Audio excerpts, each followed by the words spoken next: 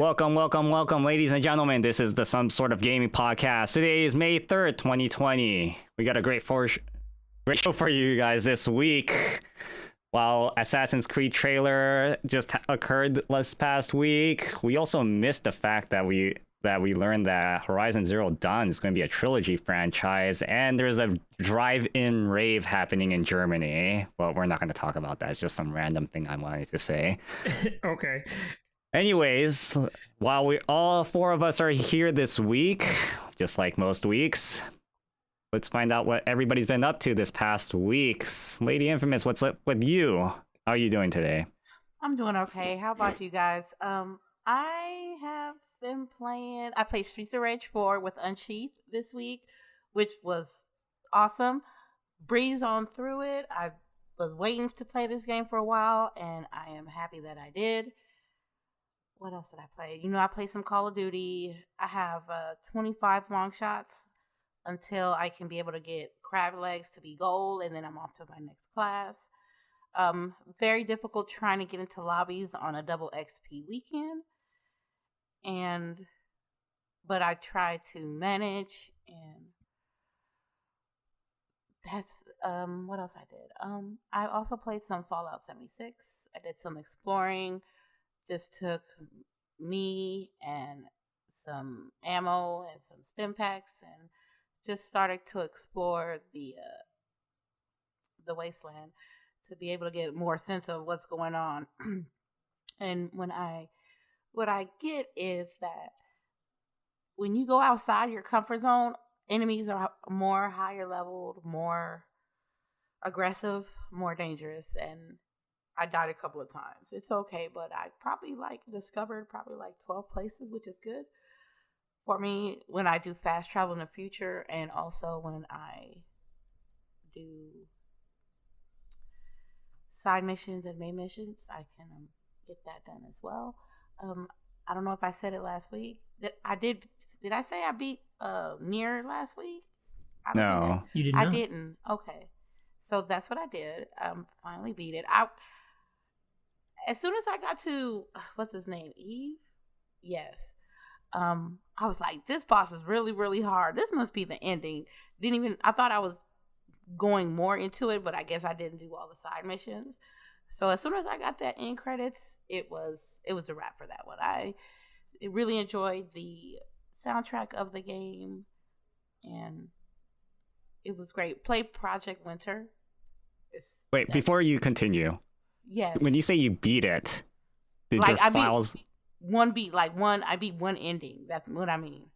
Oh, okay. You have to play it 2 more times. I don't have to play nothing. Characters. I know I don't. No, but it's 2 different characters and it's a completely different story. Well, I was satisfied with the ending that I got. So. No.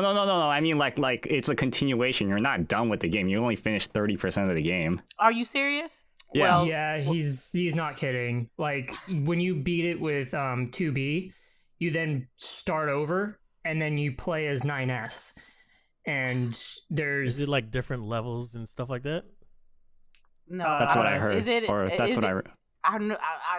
All I know is when I got the final credits, I felt like I was done with the game. Yeah, you're not done with the game. That's only 30% done with the game. Yeah, so when you beat it with 9S, it actually kind of the ending not really changes. It's just it's one of those things of it gives you a completely different perspective of how everything is, and also adds a bit more to what's going on. Yeah. And then isn't there a third run? Yeah, there's a third run too. Yeah, and then that's with that's with oh yeah. That's with her name is A2. No. A2? A something. I forgot what number it was, but yeah, and then that's when your mind starts blowing up. That's when you know that you beat the game. You'll be like, oh my god, what the hell did I just do? This is one of those things where it's kind of incorrectly put when it's ending 1, 2, and 3. It's more like part A, part B, part C. And then but then there's a thing. Yeah, there's something that happens at the very end that makes you go, is this worth it? And then it really tests your humanity skill. Well, I mean, I don't know how else to explain it without spoiling it, but it really puts a test to your humanity skill. But yeah, like, I mean, if you enjoyed the story of Nier with your first playthrough and you like the way that it played, I highly suggest doing a new or hitting continue. I believe it's like you just hit continue, not new game. And you start as 9S and then you play through it again. I believe also it's not as long. Am I right, Sharpie? Or is it just as long? I don't remember. It was like a few years ago since I played it. Yeah, but I would say it's like... But it didn't feel that long. Well, because you know everything. You're essentially playing through like the levels again, but as a different character. And you're already strong because of that. Right. So... New Game Plus. Yeah, I if you liked it, then I would suggest replaying it again. And then like the third playthrough or quote playthrough of it is actually really short. So because you're starting halfway through. Remember when you met that rogue android? Cyborg? Yep. In like the middle and like in that castle part, and she runs away. Lady? Yes. Okay. You play as her and you start at that point. Okay. Yeah, so yeah, I highly recommend it because it really puts a test to like your morality skills and your like at the very end, what I mean, like the end, it really puts a test to your morality skills and the way how much are you willing to sacrifice what you put in. I don't know how else to explain it. Or I guess a better way to put it is it gives you all the perspectives of the story. That's what it really is. So it doesn't really, it's not, I don't know. That's my take on it. It's just more of a well, it's not just perspective. It also puts you to the test too. It's crazy. I don't know how else to explain it. I don't know if you know the endings, Zeldrick, but it really puts you to the test. I got all the endings. What are you talking about? I'm going to type it out to you. My only take of it was, of all the endings, was it gives you the entire scope of what the hell is going on. So maybe you need to make one decision or something. You see what I just typed to you? Yeah, but is that going through system? Or the credits? Yeah, no, it's system-wide. It literally does that. Oh no! That's actually. That. I know what you're talking about. I wouldn't say that like tests your humanity or whatever. That's just a really cool thing of the ending. Yeah, well, you can choose not to do it. Right, but you could choose not to do it, but if you do it, it's a pretty cool ending. Like, I don't know. I wouldn't say that tests your humanity or whatever. I don't know. Yeah. Well, anyways, yeah. So, Lady, I would highly, if you uninstall it, I think you should just reinstall it and try to like continue on with it. Okay. That's all I did. That's all the games I played this week. What level did you get in Fallout 76? I'm 18, 19. Okay. All right, cool. D? Well, I played a lot of stuff. First one was Streets of Rage 4, obviously, like LadyInfamous mentioned. It was interesting. I guess I wasn't expecting it to be a long game, but I think, what did it only take us, like 4 hours or something like that? 2.5. With most of 3 or 4 hours, if that. Almost 3, yeah. Yeah. And most of it was probably like on that last boss, and no, I think that last boss was the only one we actually struggled with at all. Yeah, I agree. Yeah, so that and I'm a big beat 'em up fan, so it was cool to kind of get back into actually see something like, we'll air quote it and say new, coming out in the beat 'em up genre, especially something that still had like online, something that had online multiplayer versus like just couch co-op. So that was cool. It was super fun carrying LadyInfamous for like 3 hours. No. Don't do that to me. Just say you had a good time as a team and we played the game. Don't be talking about all this carrying shit. I said the same thing. You said the same thing. Because before we found out it was a boss after the final boss, I had beat the final boss after you Before died. we found out the boss. Wait, Yeah, because Mr. X, Mr. Y, I think that's his name. Mr. X and Mr. Y. No, it's Mr. Miss. Y and Miss Y. Mr. Oh, Y okay. and Miss Y. Well, Yeah. I thought 'Cause Mr. they're Y just brother was. and sister. Yeah. Oh, you're talking about because you beat the that one girl? No, I beat that one guy. Mr. Y. Huh. You Well, didn't? the last boss, when you start the last boss, is both of them. Yeah, but I didn't know that was the final boss. So for me to beat Mr. Y, thinking it was the final boss, I was ecstatic. Oh, are you talking about like halfway through the game or something? No. Yeah, they came out together at the end. That's what I'm saying. So I don't know. Yeah, but how... I didn't know that they came out at the end. So I assumed when I beat Mr. Y in the cockpit, I thought he was the final boss. That's right. That's right. Yeah, I thought he was the final boss. Yeah, I got you. Mm-hmm. Okay.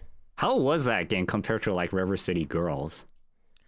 To me, it's fun. It's like, I mean, to me, it's basically the equivalent of saying like, how is, I mean, not exactly, but saying like, how is like Street Fighter compared to Mortal Kombat? Like, they're both kind of accomplishing the same things with like different systems of doing it. Like, River City Girls definitely had more like options in terms of like your moveset and stuff like that. But this game was like still fun, even though it had like less.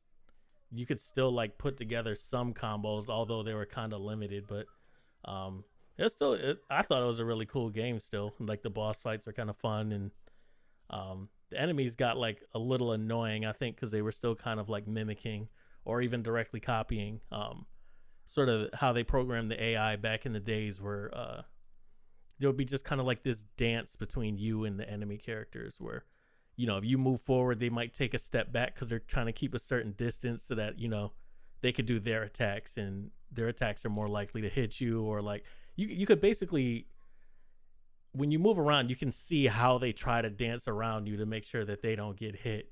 And it was something that used to always kind of annoy me in other games. So or, you know, for example, like you'd have two people who, if they both walk out together in front of you, one of them will immediately try to walk behind you, so that like as you're punching the first one, the other one just like interrupts your combo with an attack. That's something that they used to do a lot in like in beat 'em up. So it was stuff like that, and it could, like I said, it could just be that because they were trying to mimic what the original Streets of Rage games were like. But I thought it was still fun. I really didn't have any issues with the game whatsoever, other than the fact that I guess this is just sort of personal preference, but the characters you could unlock from the other Streets of Rage games still had like the same move set from the original games, which in a way is kind of cool and nostalgic, but in a way it wasn't that great because, you know, kind of along the same lines with what you asked about River City Girls, the move set in Streets of Rage 4 was more limited, and then those were even more limited. So like it definitely, with some of the characters, I tried Axel on the classic skin, and it literally was just like you're just pushing punch over and over again. Like none of like there's a forward attack move that's new, and there's like jumping heavy attacks and stuff like that you can do in the new version that you couldn't do in the old, and like the old characters were missing all of that. So it kind of made it even less sort of complex in a way, but you know, cool aesthetically. Okay, I got another question. Is it better than Double Dragon? What was it called? Neon? I think it was Neo, or is it either Or Neon Neo? or Neo? Yeah, one of those two. I don't remember that game that well. I played it once and beat it, but I know that I wasn't inspired to play it a second time, so I must not have been like a major fan of it.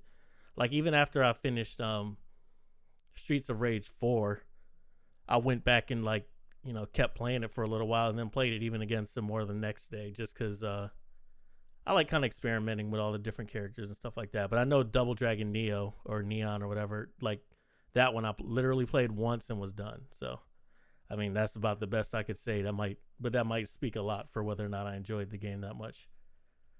So I played that obviously with LadyInfamous, and then played a bunch of Filament, which was a puzzle game I had mentioned I was gonna do, that I played a demo of a couple of weeks back when they had a bunch of demos available to play for like a weekend on the Epic Game Store. And that one is fun, just because, you know, puzzle game person as well. But the puzzles get super frustrating. Like it's kind of along the lines of, like I said, like this in my stream, Felix the Reaper is kind of like my kryptonite, because I can't figure out the puzzle in level 2. Like I think there's like 8 or 9 levels and I can't figure out the one in 2. So that means like super early in the game I'm already confused. And this kind of happens because they have puzzles where like they'll show you kind of, they won't tell you anything, but you can kind of figure out the basics of it with the first puzzle in a group, and then it just keeps getting increasingly more complex. And there's just some of them that just, you know, endlessly confuse me. I just don't know what to do. And even some of them that I just get based on kind of experimenting, and then at the end all of a sudden I'm like, oh, that is the answer. And I'm like, if you ask me to do it again, it might take me an hour to figure it out. You know what I mean? Like I don't really even know what I'm doing. But I like it because I like the challenge. So I like the challenge of puzzles, but that one might take me a while to finish just because there is a lot of puzzles in that game. And I think I'm only like a third of the way done or something like that. So I played that. I played a little bit of GTFO with my friends from back in school. And I mean, I won't say much about that other than like, at least we feel like we're getting better. Just in that we can get the first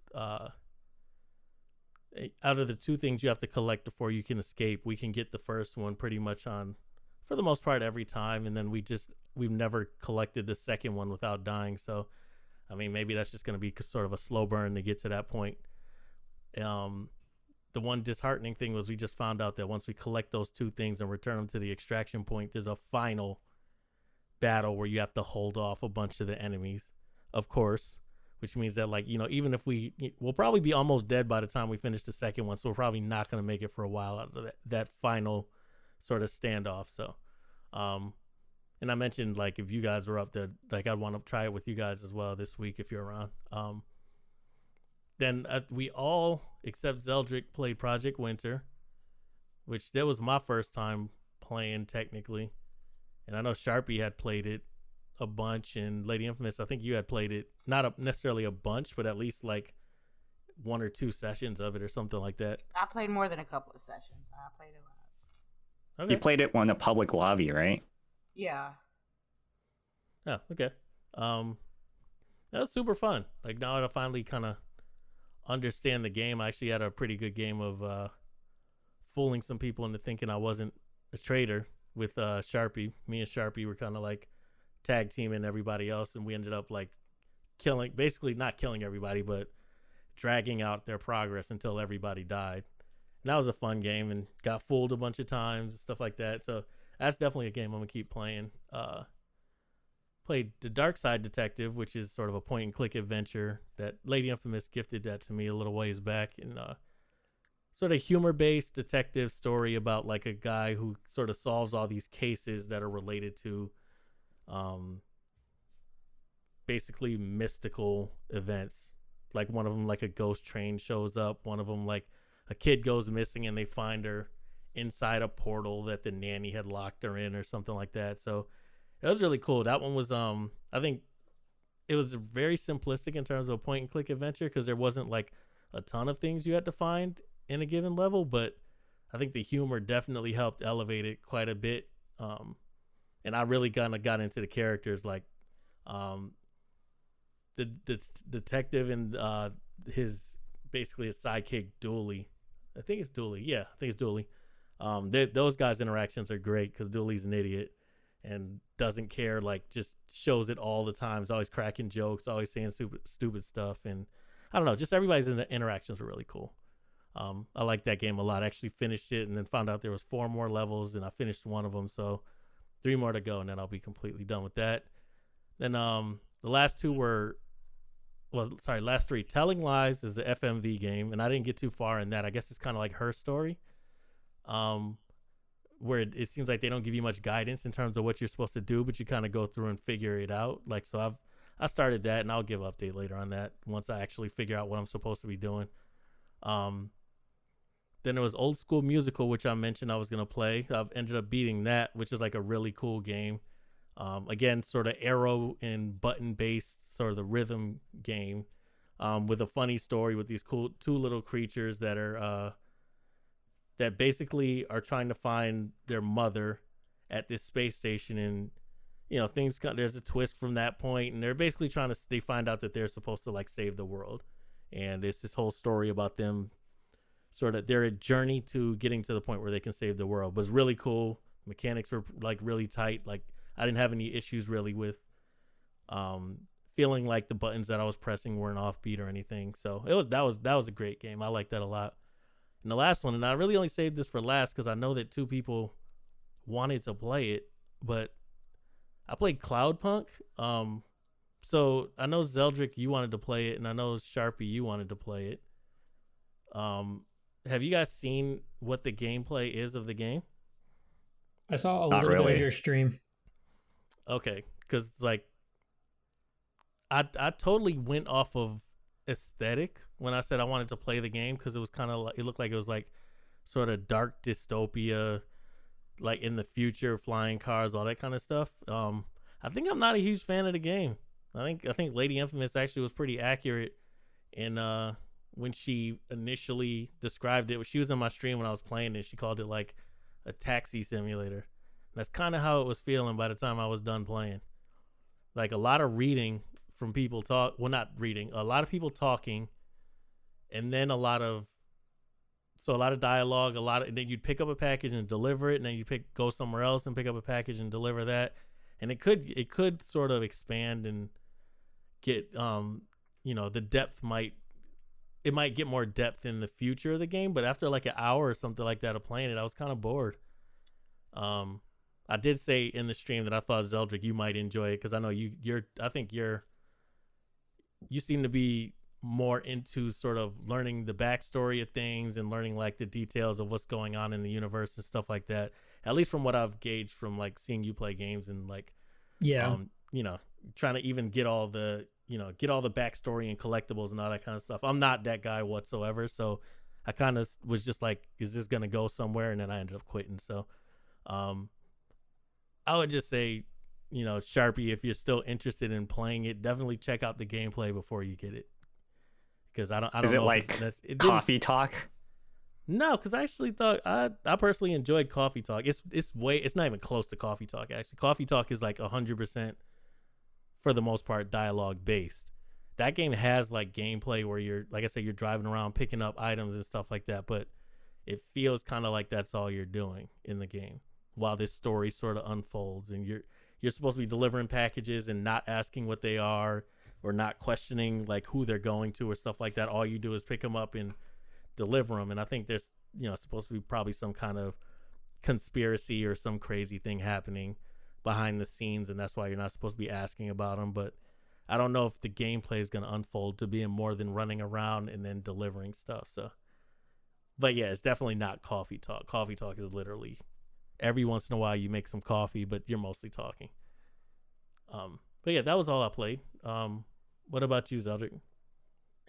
I feel like my week was kind of dry because I played a night or two of Final Fantasy VII Remake, the hard mode, and so I mean that's been fun because like it's going through hard mode and having maxed out characters and stuff at this point is like really having to think, because for me anyways, like I can recall going to like each place and then remembering that these enemies are weak to this and how to encounter everything.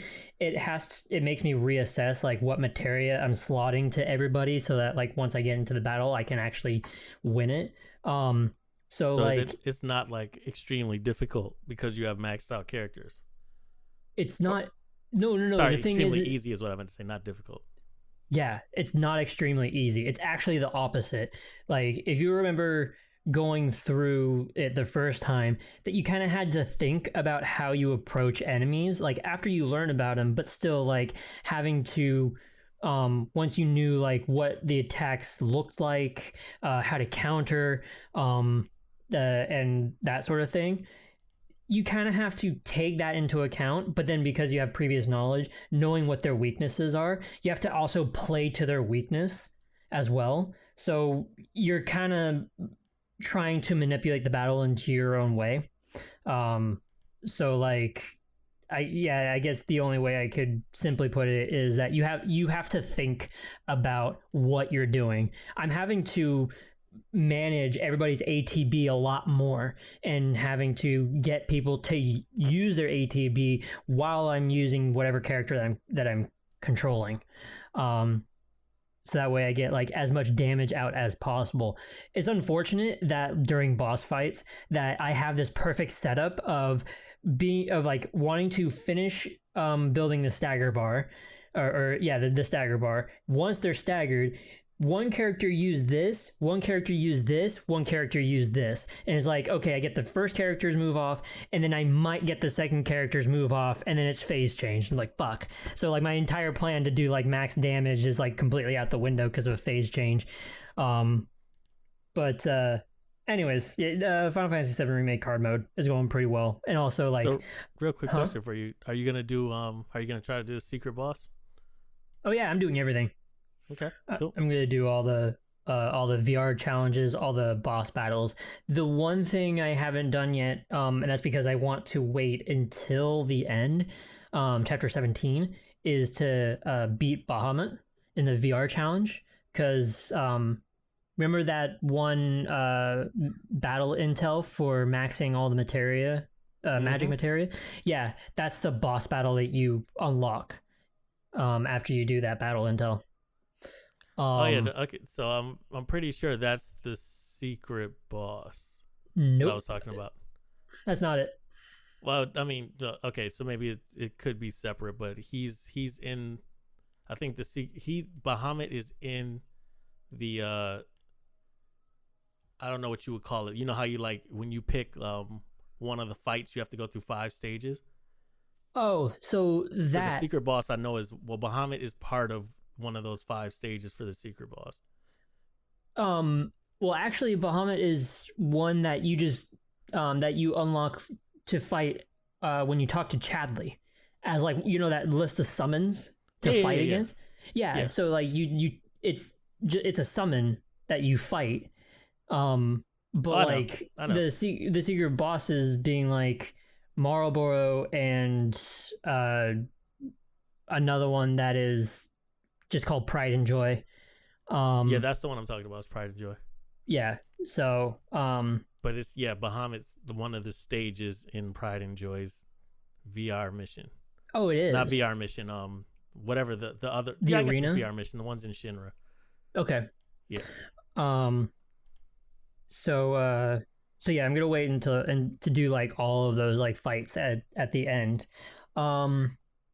I played Generation Zero with a buddy of mine, Papa Bray, and he posted on Twitter that asking like if anybody wanted to play it with him, because Generation Zero was free to play for a whole week, and because he like announced that, and I was like, oh well, because it's free, I guess I'll download it and play it with you. So we had a night playing of that, and we must have played it for like 5 or 6 hours or something. I don't even know how much game time I have on it. But Generation Zero, 5 hours. It's set in 1980s in Sweden, and it's an alternate timeline where Sweden cut a deal with Hitler in World War II, and Sweden became this like economic power because of Hitler. And then because they made that deal, they were Germany and the Iron Cross were able to like make whatever the fuck they want in Sweden.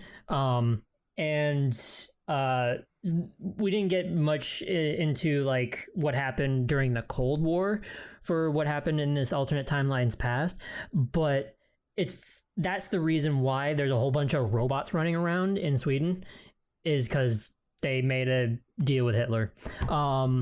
And but like it's one of those games where like you have to where it's a lot of reading and voiceovers that's going on, and there, you don't meet any NPCs that I know of anyways, because through our 5 hours we didn't run into a single NPC. And you get plopped into this world with like a tutorial, and then right after that it's like, okay, now go down this road. And we're like, okay, I guess we're going down this road. And then we fight some robots, and then it brings us to our first story mission, which is to find some base or something like that. It's essentially like you're piecing the puzzles together from like out of nothing, and having to read all this diaries. I was gonna say dialogue again. Of what exactly happened to everybody. So you got a piece of information that was people are seeking refuge here. You go there and there's nobody there, and then you have to find out, wait, what happened to everybody? Well, they went over here, and then before that there was also this military thing and like strategy or this military defense thing that they were doing. And you have to go to these bunkers over here. So you're kind of learning a war story, as well as trying to find out what the hell happened to everybody, while getting pieces of information of just people's daily lives and the point of impact of when shit started to hit the fan. I would say that the story is interesting for what it is. It's a bit, I don't want to say disappointing, but it seems like that it would be boring if you're expecting for like a lot of story all at once.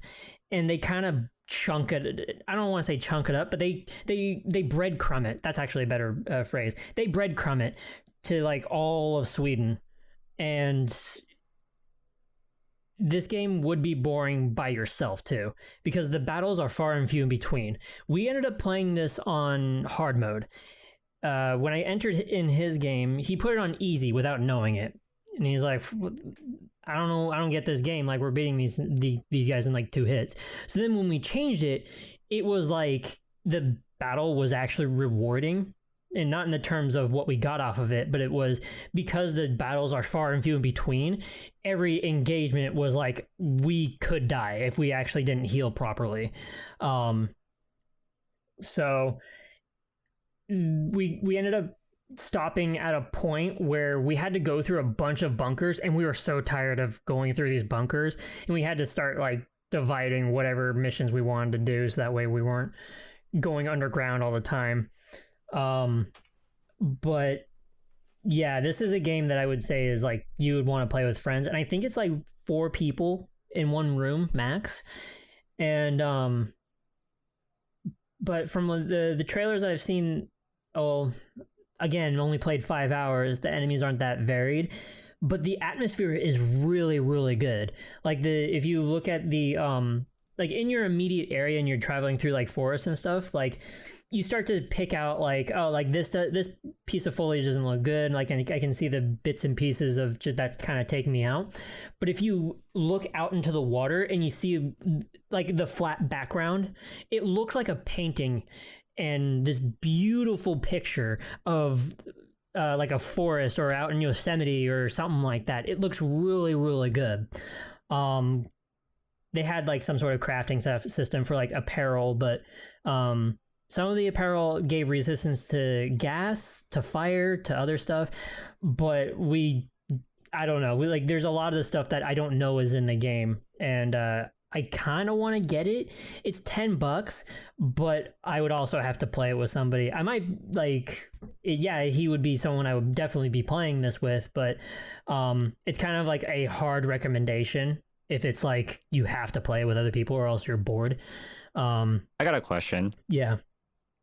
So I'm reading all the reviews, and like these top reviews, they have like over 100 hours of plays, and they're like not recommending this because they said like the inventory they changed like the inventory system, and they just made it very intuitive. Um, How do you feel about that? the inventory system was fine. I didn't think much of it. I think the worst part of the inventory system was when you found a safe house and you got to a storage.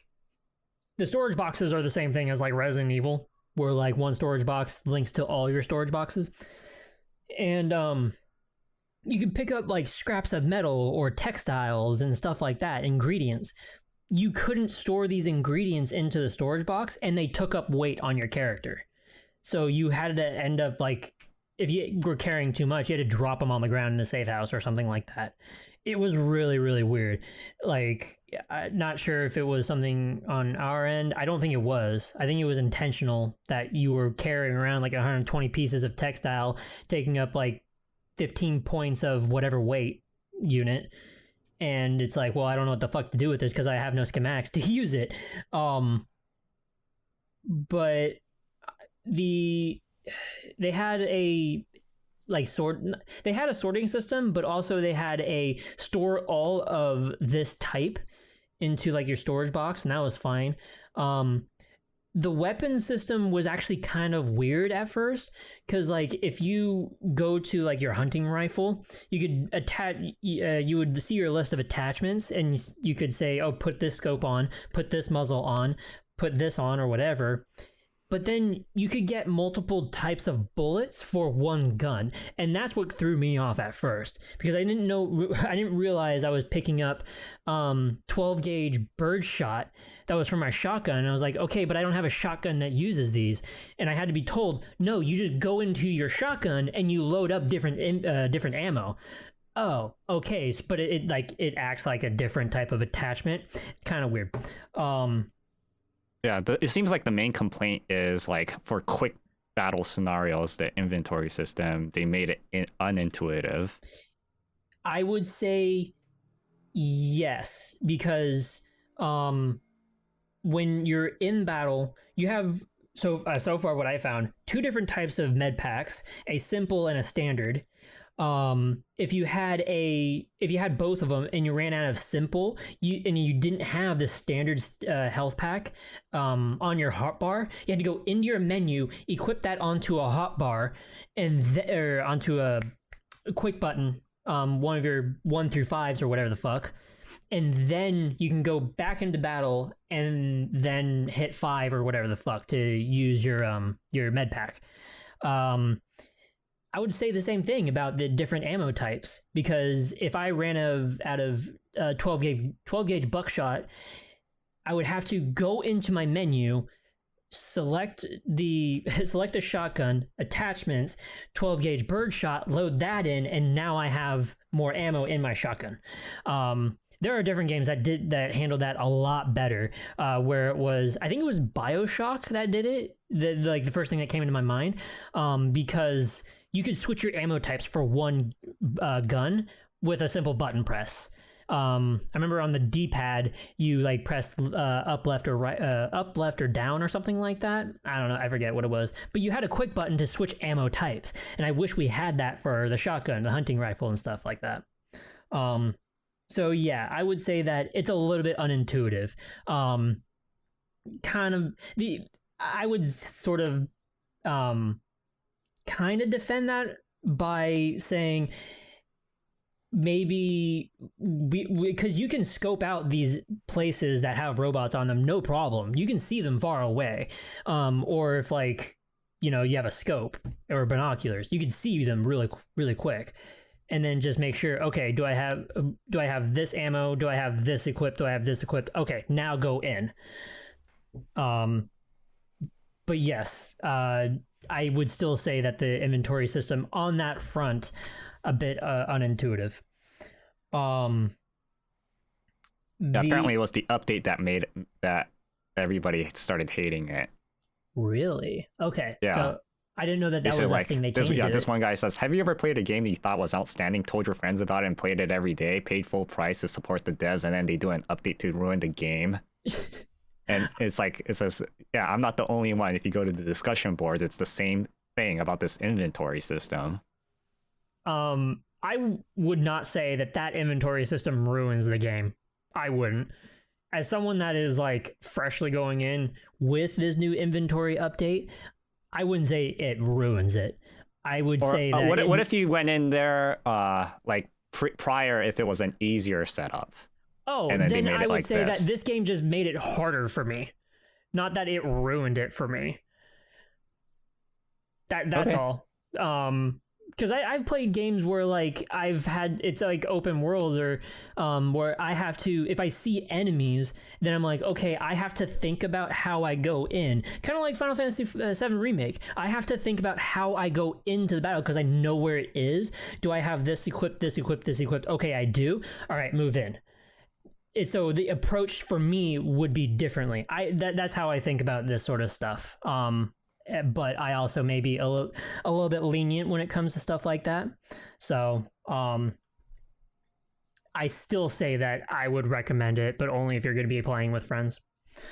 And then lastly, D&D again this week. And Jesus Christ, was this like an anxiety-filled session. It was actually 2 sessions that were anxiety-filled.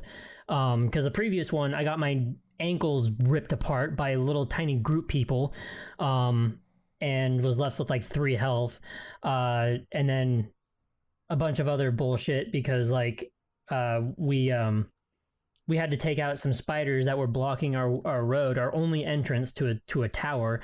And the paladin, who has a shield, or who has a shield equipped, who can use a reaction to make the enemy roll at disadvantage. He was up front, and then he's like, okay, fuck, I got hit once.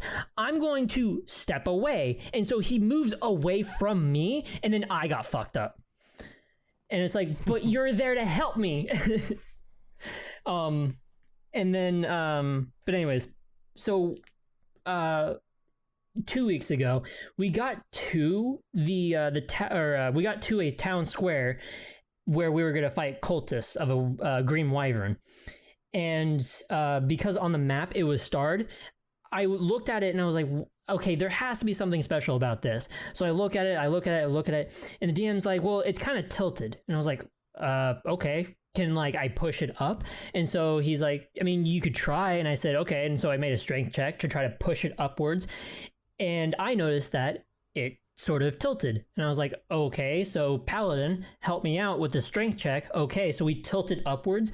And the statue comes alive and speaks into the minds of only him and I, and was like, okay, thank you for helping and like restoring my glory. How can I help you with like one thing? And I was like, okay, this is the only time we can get help with a dragon. We're going to ask for your help to take out this dragon. So we left the cultists alone. We didn't actually get to them. And so we went to the tower to fight it. And it started horribly because the statue walked into the tower and he's like, I don't see anything. And so 3 of us walk in, or all of us actually, walk, all right, no, it was the fighter and the paladin that walked in, and then the wyvern was hanging on a wall, and then poison breathed them both. So that the shitty start with that.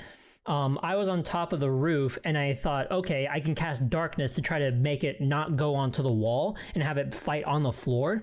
Turns out it has blind sight, so it can detect where anybody is through like other senses that is not sight. I almost died. This druid almost died. And then we had to reassess our situation. The bard saved us because he cast Vicious Mockery to make it, I think that's what it was called, to make it fly away. Because if it fails the wisdom saving throw, it has to run as far away as possible as a reaction in its full movement speed. And it didn't come back for a long time. And so we were like, okay, we got to figure out our shit right now and do whatever the hell we need to do and leave. It brings out its cronies and gets the cultists to come over. And then we almost died again. But in the end, I this time I'm making shitty rolls. It's been like over a month of shitty rolls and it sucks. But in the end, as it's limping away, I did full damage with my acid breath, and then the statue threw its like its tree trunk sized spear and critted it twice and downed it. And God, I was so scared I was gonna have to re-roll my character. I was scared that all 5 of us were gonna re-roll characters because I had to save the bard from a death saving throw. It rolled a 1 on, so you get only 3 saves. In that one roll, he got 2 fails because it was a crit fail. Yeah, it was anxiety inducing. But yeah, that was actually my week. What about you, Sharpie? Yeah, so just a few days ago, or day before yesterday, one or the other, Comcast said they were going to do a maintenance on my internet area, and I'm guessing it's to get my upload speed, on par during the day. So I tested it out last night, and I'm like, okay, well, it's nighttime, so I can't really test it out. So I'm going to test it out tomorrow, so I can possibly stream again during the day. So I'm gonna do that. So I couldn't stream at all this past week. I wanted to play one stuff from Eden, but I couldn't because I wanted to stream that. So what I ended up doing was just play Valorant and Project Winter with my other group of friends, pretty much after they finished working, so around like 3 or 4 o'clock p.m. and on. And for me, I started really focused on editing videos, and I uploaded one, I think, with my Project Valorant, or not Project Valorant, Project Winter Valorant. Anyway, so with Valorant, with one of my friends, dude, he's hella funny. He makes hella weird noises every time when you die. So I have a montage of him back to back just making hella noise, and him just screaming, "I am the hunter!" like over and over every time when he gets a kill or when we win a round. So it's just that over and over and over again, and it's just hella funny. I just couldn't stop laughing when I was editing that video. So that took a long time, and I'm making one for almost every person that I play with. So so I spent the vast majority of the time editing that video while playing, Project Winter and Valorant and that's all I really played. Actually, no, I played some Tetris too because my friends wanted to learn how to be better at Tetris. So I was trying to teach them how to set up T-spins and stuff like that. They know how to T-spin, they just don't know how to set it up. So that's what I ended up doing. Which Tetris? We tried all different kinds of Tetris, all these browser-based ones, or these this one called Tetris Poland or something like that. It's weird. Yeah, because Tetris Friends is no longer a thing, which was probably one of the most played Tetris games that was done on the browser, and it's competitive, but that service went down. That's why you see, that's why you saw me playing Puyo Puyo Tetris, because I was trying to show him. Is there is there a particular one that's better for trying to learn on or something? No. They just wanted to test it out. Some of them's controllers work, some of them's they don't. Oh, gotcha. Yeah. So yeah, we were just testing out all these other Tetris titles, and then one guy is starting to understand it. He just needs to get it a little more, and then pretty soon you'll just have to learn how to do it quickly. But yeah, that was pretty much my week. It was just Valorant and Project Winters almost every night. And I gotta say, Project Winter, it's really fun. It's every time we were saying, do we have 7 or do we have 6, 7 or 8 guys? And it's okay, you guys want to play Project Winter? And then we end up playing it. The games that I played with you and LadyInfamous, those are the funniest ones. Because everybody's just screaming at each other and saying, you do what you guys do, just scream at each other and be like saying, I don't know, man, Lady Infamous hasn't been around, and then like she was dead the entire time. I mean, that's the point, right? Yeah. I remember one of these games you were I think T, you were saying that like to one of your friends, I forget who ended up dying, but it was like, I haven't seen Yumi in like a long time. And then you stumbled upon his body. It's like, oh, well, there he is. And then you that was a game that Sharpie was a so that must a traitor. Have been, Flim Sib 710, like he was the one that was dead up north, and it was Sharpie and Sage Nosity. Traitors. Yeah. And then everybody was like accusing of killing him. It's like, no, you just look, and it's like, oh, he just died from wolves. All alone. It's kind of sad. Yeah. There was a lot of funny moments in there. We jumped Lady Infamous. Like just that was a four good people one. Just like executed. Oh yeah. You saw my video, yeah? Yeah, I saw it. I watched it like right after you sent it. Yeah, you saw it from my perspective. Yeah. I mean, I think you added mine in too at the end, like once you. Oh yeah, when I had to leave. Yeah. But yeah, that's a great game. Definitely worth like the $6 or whatever that like I paid for it. So at least in my opinion. Yeah, I would say the same. Like if not with you guys, I'll be playing it with my other group of friends, right? So like I actually have like I have a lot of playtime on that thing. Anyways, that is it for what we did this week. Let's go on with what's happening around the industry. Did you guys see the new Assassin's Creed trailer? Yes. The CG trailer, yep. Yep. The CG trailer, yeah. I thought that trailer was badass. Like, I mean, what about it? What do you think made it badass? Just like the Viking setting and everything, but it was also like, because Assassin's Creed has always followed like the same sort of,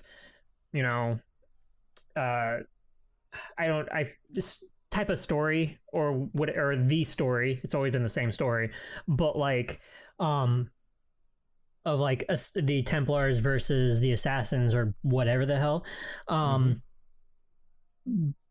But like, it's the way that they did the trailer, which was like, you had this voiceover going on, and you would, like, one of the lines being like, they're a bunch of ruthless savages, and like there specifically one scene, like all of 5 seconds, and when he says that, it's like it's the main character like yelling and in a battle about to like swing his axe, but like the editing was done really well, so it swings around, but he's playing with his kids in like in this flowery area and everything, and it's like this sort of thing of the voiceover guy painting this tribe of people, this communion of people, the Vikings, as like scourge of the earth, but every time you see it turns to them, and with each phrase that he's saying, it's all lies in the way that it actually is. So I thought that was a really good way of doing this type of trailer and sort of thing. I thought like the end of it was also pretty cool, because after playing Assassin's Creed Origins and like the ending of it, where like he's trying to face off with the this huge hulking dude, where it's like it's a whole bunch of trouble and everybody's surrounding, kind of like this sort of show a little bit, but also like preparing, like, do we help in, do we not, like we gotta find out what happens, and it's like this difficult struggle for him to actually like fight against this hulking soldier, which ended up being, which is a prominent thing in Origins and I'm guessing Odyssey, and I thought that was a good end too of it. Not really much you can glean off of it, because I mean it's Assassin's Creed. There's been 12 of these games or more so far, and it's like, I mean, we kind of know like what it's like one side against the other. We all already know that, so there's not really much different of what's going on. So I'm so glad they didn't include the whole Abstergo thing in the trailer. did they include that in Origins and I don't Odyssey? think they did. No, well, in the trailer anyways. Abstergo in the trailer like in a long time. Yeah, I don't think they did. You might have to look at those trailers real quick and tell us if they have done that. But that's so actually I got a question for you. Yeah. Is anybody like?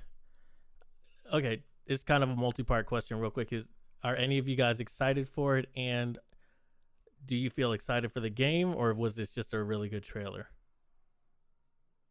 I'm just excited for There was the nothing. game. They didn't really show the game. No, they didn't. So No, I know, but I mean, I feel like at this point we kind of know what Assassin's Creed game is for the most part. They haven't majorly changed things. Like they changed. I don't know, man. setting, Origins and Odyssey did some pretty significant changes to the Assassin's Creed formula. It's more like that.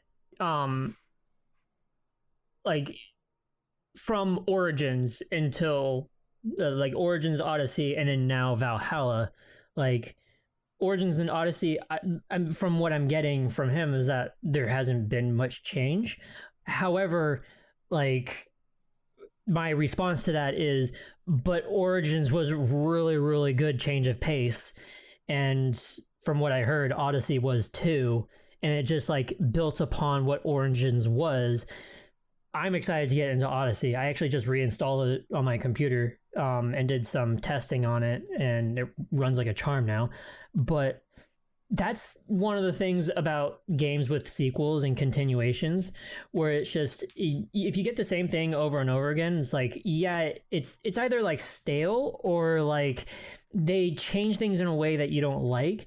And because before Origins it was like the same thing all the time and they kind of added a couple of things, it either got stale or it just wasn't to its fullest really good. And that's what I felt with after 2, is that they kind of just added a couple of things, but it kind of got stale, and also it didn't feel so satisfying to play. With Origins, I feel like that it was a complete rework of everything. It feels really, really good to play, but also adds on top of the Assassin's Creed thing, and also adds more to it. So I would say that Origins is more satisfying for me anyways to play than the last 4 Assassin's Creed games that I played before that. Not counting Rogue, because that was a trash fire. I heard Unity was a trash fire too. Technically that was, because it ran horribly.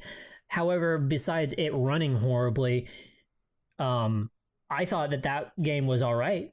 It was fine for me. There was a lot of extracurricular stuff that you could do in it, where I was just like, I don't want to do all of this. I just want to go through the story. And but I think all of that was for like story purpose, or not story purposes, for achievement purposes and fulfillment purposes and stuff like that. No, like I'm talking about like Trashfire being really, really boring. Assassin's Creed Rogue was really boring.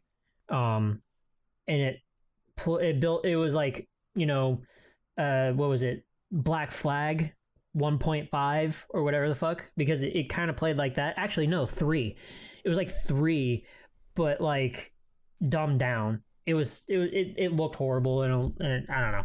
Rogue was just horrible. Yeah, for me, 3 was like one of my least favorites. 3, I don't understand.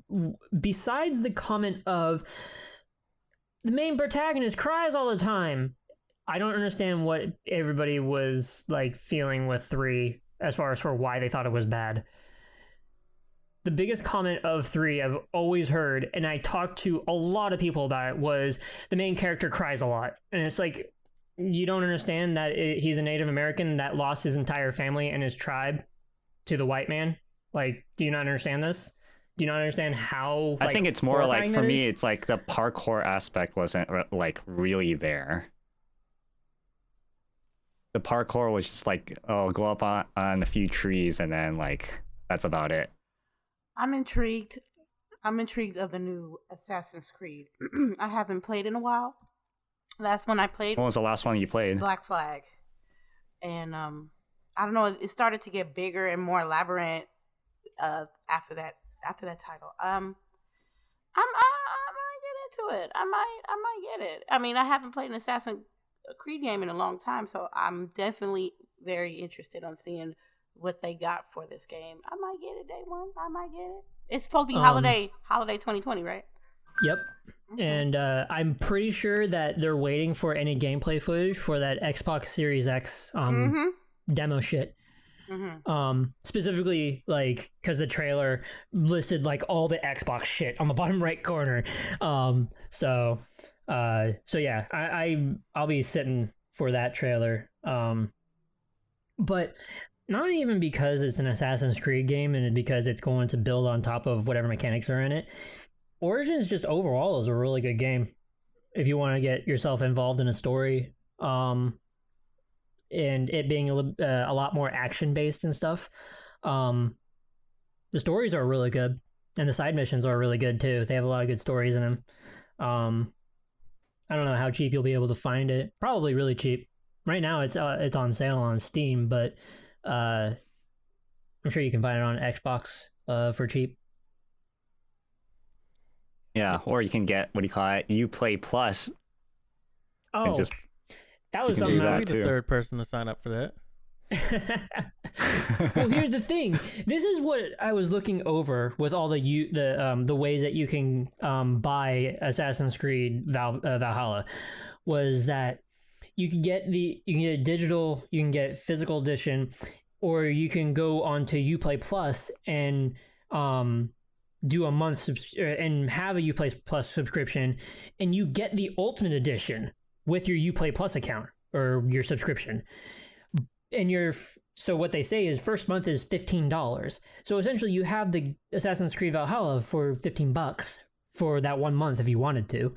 All the add-ons and shit like that obviously aren't going to be there day one. But then, like, once, like, either the first or the last DLC comes out, yeah, just pay another $15 and then play through all the DLC and you're good. You only paid $30 at that point. I mean, seems like a foolproof plan to me. But I think that with your first month, it's discounted. So you can do that, too. Yeah. When I first saw this trailer, I thought I was watching, like, a new trailer for, like, a new season of Vikings. Except it was all CG. Except it was all CG. Yeah. I just really I was like, is this another Vikings trailer? I mean, it has a similar kind of feel to it.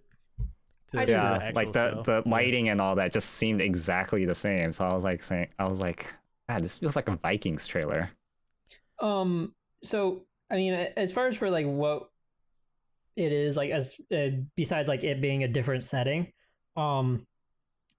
I've looked over the sort of page for it, and a couple things that they added is that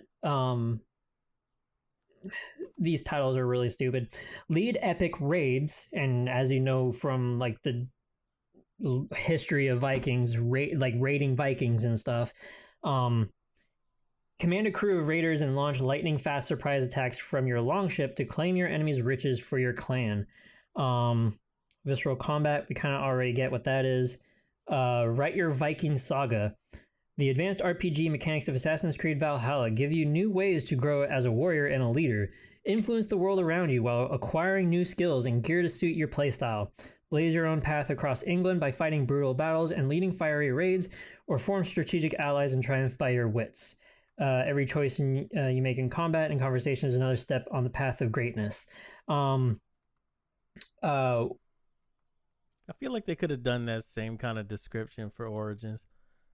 Not kind exact of same words, but like, you know what I mean? Like they say like, you know, write your story as you know, make decisions and talk to people and make things, you know, your choices matter and stuff. You know what I mean? Stuff is it's almost like it's sort of generic speak to kind of make this game sound epic. Yeah, and that's actually something that I was thinking about the other day. I really, really hate the term now that games use as like alternate paths or like the choices you make matter. And it's like, I can see right through games today, AAA games, that it's just like, yeah, your choices matter. And it's like, I kind of see that, but now we lead to the same exact conclusion, but maybe one guy hates me and the other one doesn't. Like, that's it. That's the only like decision that's ever like made differently, or like the conclusion that was made differently. Not like, oh, because of your decision, half the world is scorched. Like, but if you made a different decision, like the entire world might have been saved. I guess isn't that the thing with like Odyssey? Like you choose one side or the other, like pretty early on. I don't know about Odyssey. But does it change the game though? No. From my understanding, I think it kind of does. Because I think that's what I never played it, so I don't know. But like you choose like one, like yeah, you completely change like what you do throughout. I don't know. I think we gotta wait for the description to say your choices really matter. I mean, I ignore that every time now. It's like, okay, you give me like just alternate dialogues and stuff like that. Yeah. I don't know. When I look at this, I think my problem is like, I'm actually, well, I guess it's interesting to hear your opinions, Zeldrick, because I think it sounds like you played, if not all of them, most of them at this point. Okay. And I know LadyInfamous like said she hadn't played one for a long time, so she saw this and was like, "Oh, I might play it. It's kind of interesting." I feel like I've played I put enough of breaks in between them, so I played like Black Flag.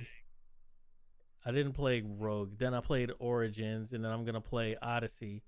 And I think, I don't know, for somebody who hasn't played like each iteration of it, I don't feel like I'm getting as much of a perspective on like how much the game is changing, because I feel like honestly it literally feels like to me when I played Origins I liked it a lot, but I also it felt like Black Flag except for it was Egypt.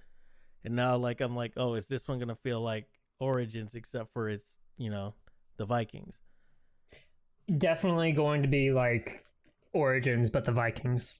And yeah, and I think my problem is that they're long games, and the fact that they come out so frequently, like it's just like my motivation to play the next one has a tendency to not be there, because I'm like, oh yeah, I didn't that long ago. I just not that long ago, I finished a game that was like 35 hours or something like that. Now it's like play another one that's like kind of different, but it's in this other context. And like, I don't even remember the story from a single Assassin's Creed game, except maybe the first one. Half of the time, like Assassin's Creed 1. What's that? Like when you say the first one, Assassin's Creed, yeah. And I think that's because like at some point these things are getting huge, and it's it almost feels like the connection to Abstergo and all that kind of stuff is sort of dwindling fast, and like so now it's just they feel like these individual Assassins versus Templars stories in different contexts, but like with kind of similar game mechanics. And I think the similar game mechanics is kind of like throwing me off enough. I think for me personally, I need something kind of like the transition from the way that God of War changed to this newer version from what it used to be. Something where it feels. I feel like Origins did something. Well, kind of did something like that. Origins, it's like Origins was almost like the transition of like God of War 3 and the new God of War. Like it was like almost that entire like really like 180 of how the game plays like, but it was still held on to the roots differently. The combat system. Yeah, the combat system. Sure. The combat. Okay. Yeah. Well, the combat system, the fact that you had a quest system, the fact that you had an equipment system that was actually interesting.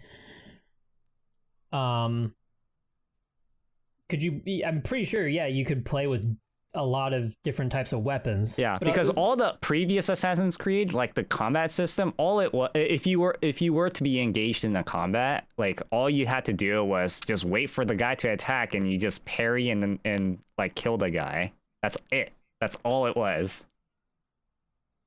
Yeah. Where in Origins, you kind of could do that, but like it would be a lot tougher for you. Yeah, it will be. Yeah, they made it a lot tougher in Origins. Was that crazy different from Black Flag? Yes. Yes. I know the whole finding different weapons and that thing was different, but I don't know. I guess maybe in my memory, all it's translating to is like try to assassinate people.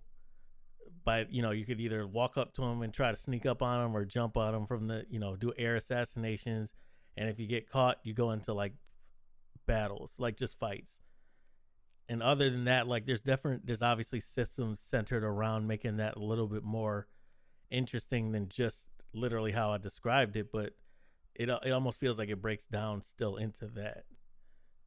Which, yeah, I can see that. Like, yeah, I guess it's still obviously it's how Assassin's Creed works. It's kind of the whole premise is that he's an assassin. But... Well, yeah, I mean Ubisoft has like this history of just making the same games over and over again too.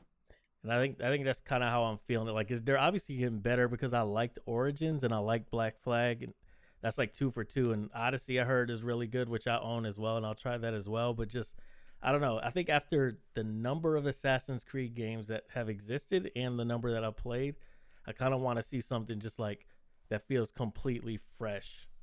Like they decided to say, let's not make something kind of anything like what we used to do. Yeah, I agree. That was how I felt about Origins after I played Syndicate. That's what I said. It might be different because you played you played way more of them than me. So maybe you're noticing more of what's different. It had been a long time since I had played Black Flag. So I think I'm just going off of, seeing gameplay. The other thing, I mean, the reason why I felt that was because, not just because like I played a lot of these, I've actually played all the mainline ones thus far, and like one of the side stories, Liberation. Actually, half of Liberation, because that game. I played half of Liberation too.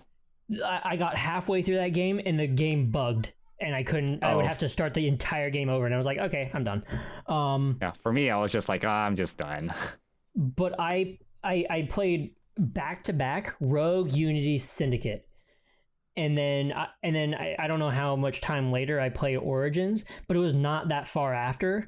And I played Origins. I was like, oh my God, this is like a different game. It totally felt like it. But then it held on to some key things, just little remnants of like the previous Assassin's Creed games that after 3, 4, 5, 6, 7, 8, 9 of them, after like 9 of them are just like, okay, I feel like the Assassin's Creed thing in tiny bit here, but the rest of it was like a breath of fresh air to me because it was completely different to me. So, and I got a question. Before you ask, after Syndicate, I was like, I want something different, and then that different was everything that Origins was. I wanted something different for the series, not like I wanted a completely different game. I wanted something different for the series, and that's what we got with Origins, and I was completely happy with it. Mm-hmm. I like Syndicate. I like Syndicate too. Yeah. One thing I wish Assassin's Creed did better on was, you remember the multiplayer?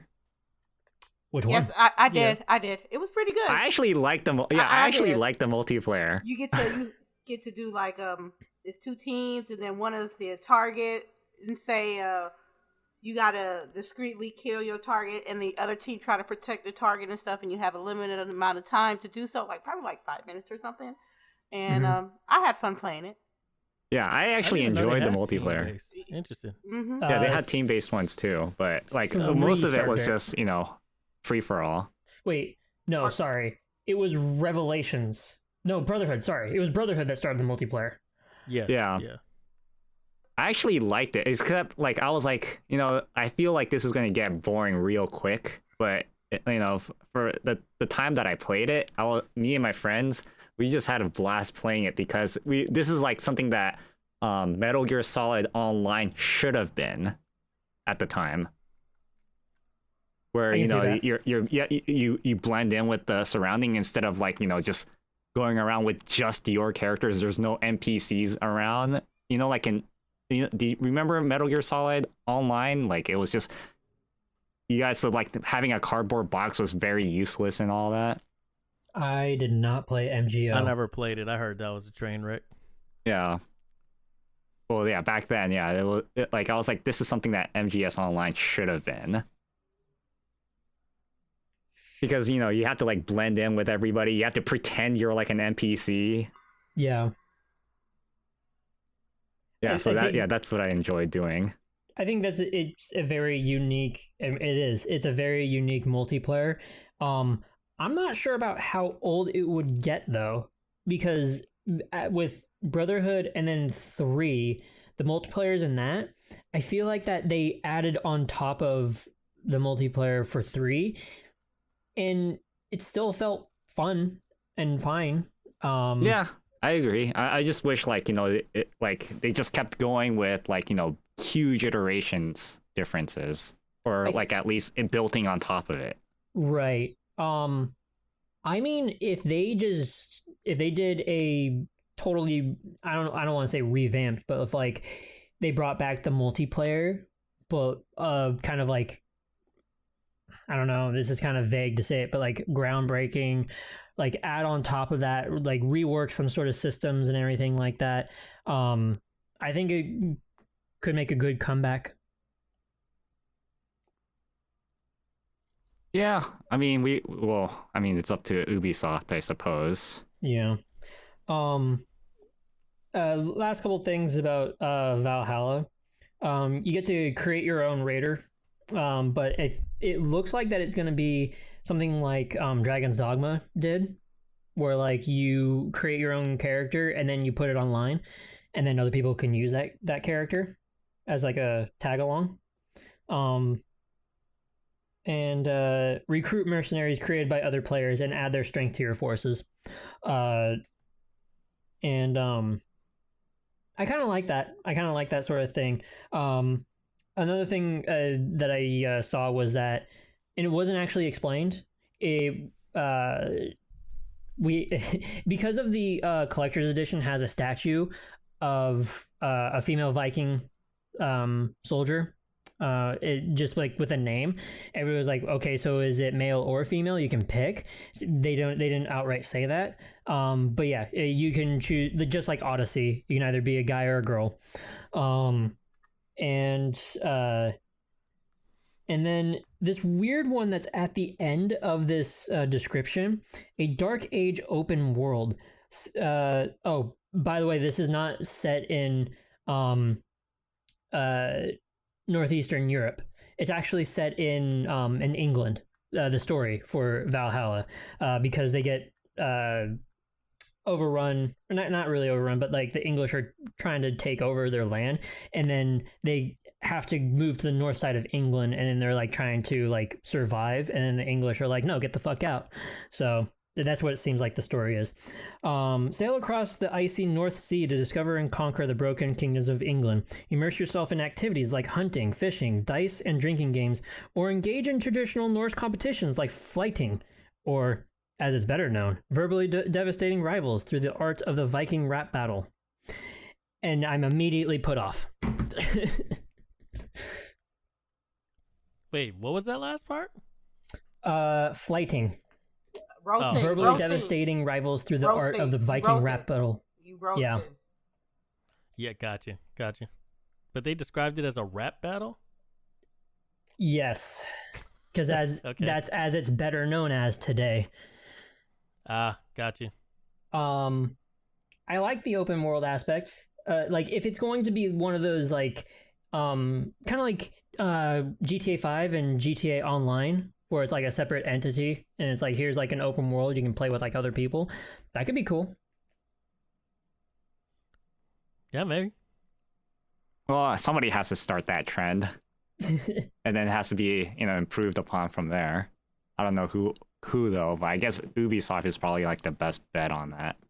Probably. I mean, as far as for like this type of context, and then like you play with like other people, and you either sit at the tavern and like, or at the campfire, have a drink, and you know, have some sort of social aspect of it, and then, hey, want to go on a mission? Cool. And then like you go off on a mission or whatever if you wanted to.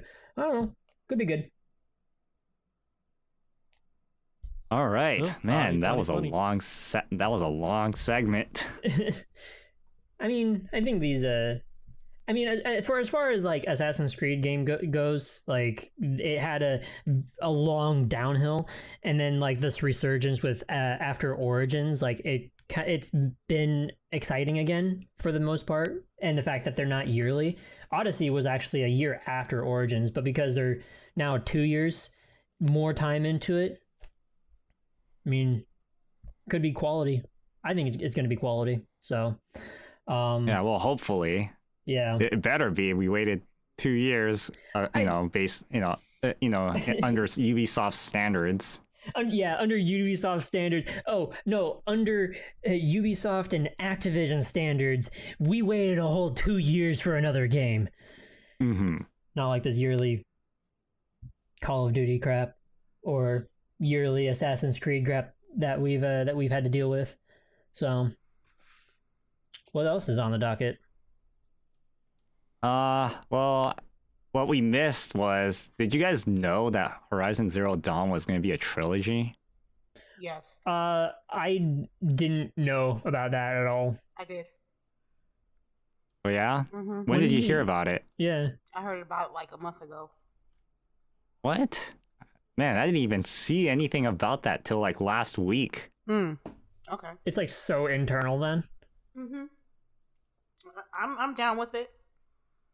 I personally like Horizon Zero Dawn's story. As long as they ain't got them crazy ass puzzles like they did in the first one, I'm down with it. That puzzle was ridiculously easy but ridiculously dumb hard. I'm like, Yeah, take those puzzles out and then put some harder ones in. I didn't ask for your opinion, Mr. Chief Production. But no, yeah, take out puzzles, all of them. We're not here to think. We're here to shoot shit and hack robots and stuff like that. Nah, Well, let the hacking have puzzles in it instead. hey, look, I'm just kidding, but I really enjoyed playing Horizon Zero Dawn. That I actually, instead of quitting, even though I was way underpowered when I was doing the final boss in the game, I went back, leveled up, and beat it. So that lets you know that I'm really digging this game. I can't wait to play it on a new console. I can't wait to play it co-op, and I'm excited. All right, cool. And I just wanted to say something. Did you guys hear about what happened in Rock Band? in Rock Band. No, I didn't even know that game was still a thing, but No, apparently. I follow the Harmonix Twitter, and I see them still releasing DLC songs for it. Like I know it's still a thing. Is that what it was? Like was it that they finally they released their final like DLC song or something like that? No. Something I feel happened. like I've heard that. No. So you know Lizzo, Yeah. Mm-hmm. the song Juice. Yes. That song was pulled from the Rock Band music list because they released the uncensored version of it with the N word. That's funny. On Rock Band? They were playing it on Rock Band? Really? Yeah, it was on Rock Band. So like when people were like playing it, they had an uncensored version of it. Damn. I mean, So all these people are like singing, and then like all of a sudden that word just shows up on screen. oh, was it? Oh, yeah. I guess. Got you. Wait, because they play they play the lyrics too, right? Well, sorry, they actually play the vocals, is what I mean to say. Yeah. Okay, so like the word. I don't remember. Did they actually show like the lyrics on the screen too? Yes. When you're playing Okay, so vocals, people they heard the word and the lyric was up there. Oh, I don't know if the lyric was up there, but the That'd word be was crazy because somebody did that intentionally. Then. Yeah. Yeah, so that song was pulled and all that. But yeah, that was some funny news that I found like a few days ago. Apparently, it was on news from the 25th or the 23rd. That's wild. That's crazy that they're still adding stuff. Yeah, I didn't even know They that gave up a song long was still a time ago. thing. Yeah, it's still forever gonna be a thing. Because they also did Rock Band VR. A few years ago. What? Yeah, I remember that. Really? I didn't even know Yeah, they that was did. a thing. Yep. It was at Day of the Devs, I want to say 3 or 4 years ago. And then I don't know when it actually released, but yeah, Rock Band VR is a thing. And I don't even know how mechanically it works because I thought it was good. Like you just had to air guitar a bunch of bullshit and it actually doesn't matter. I don't know, but Drums might work. I mean, for drums, You won't feel maybe. it though, but it might But- work. I don't know. Harmonix is just working on other shit, while still just producing DLC for Rock Band 4. They're still working on Audica. They're still putting out songs for Audica Yeah, and that's still relatively new content. though. Yeah. There was wasn't there another thing that they were working on? Or oh yeah, the DJ game that they're doing too.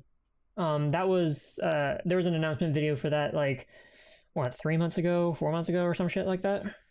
What was it called? Like DJ Hero? Fuck, I wish they brought back DJ Hero. Those games had a great set list. No, but I don't remember what it was called. Was it Fuse? No. Fuser? Yes, Fuser. That's what it's called. So they're working on that. And then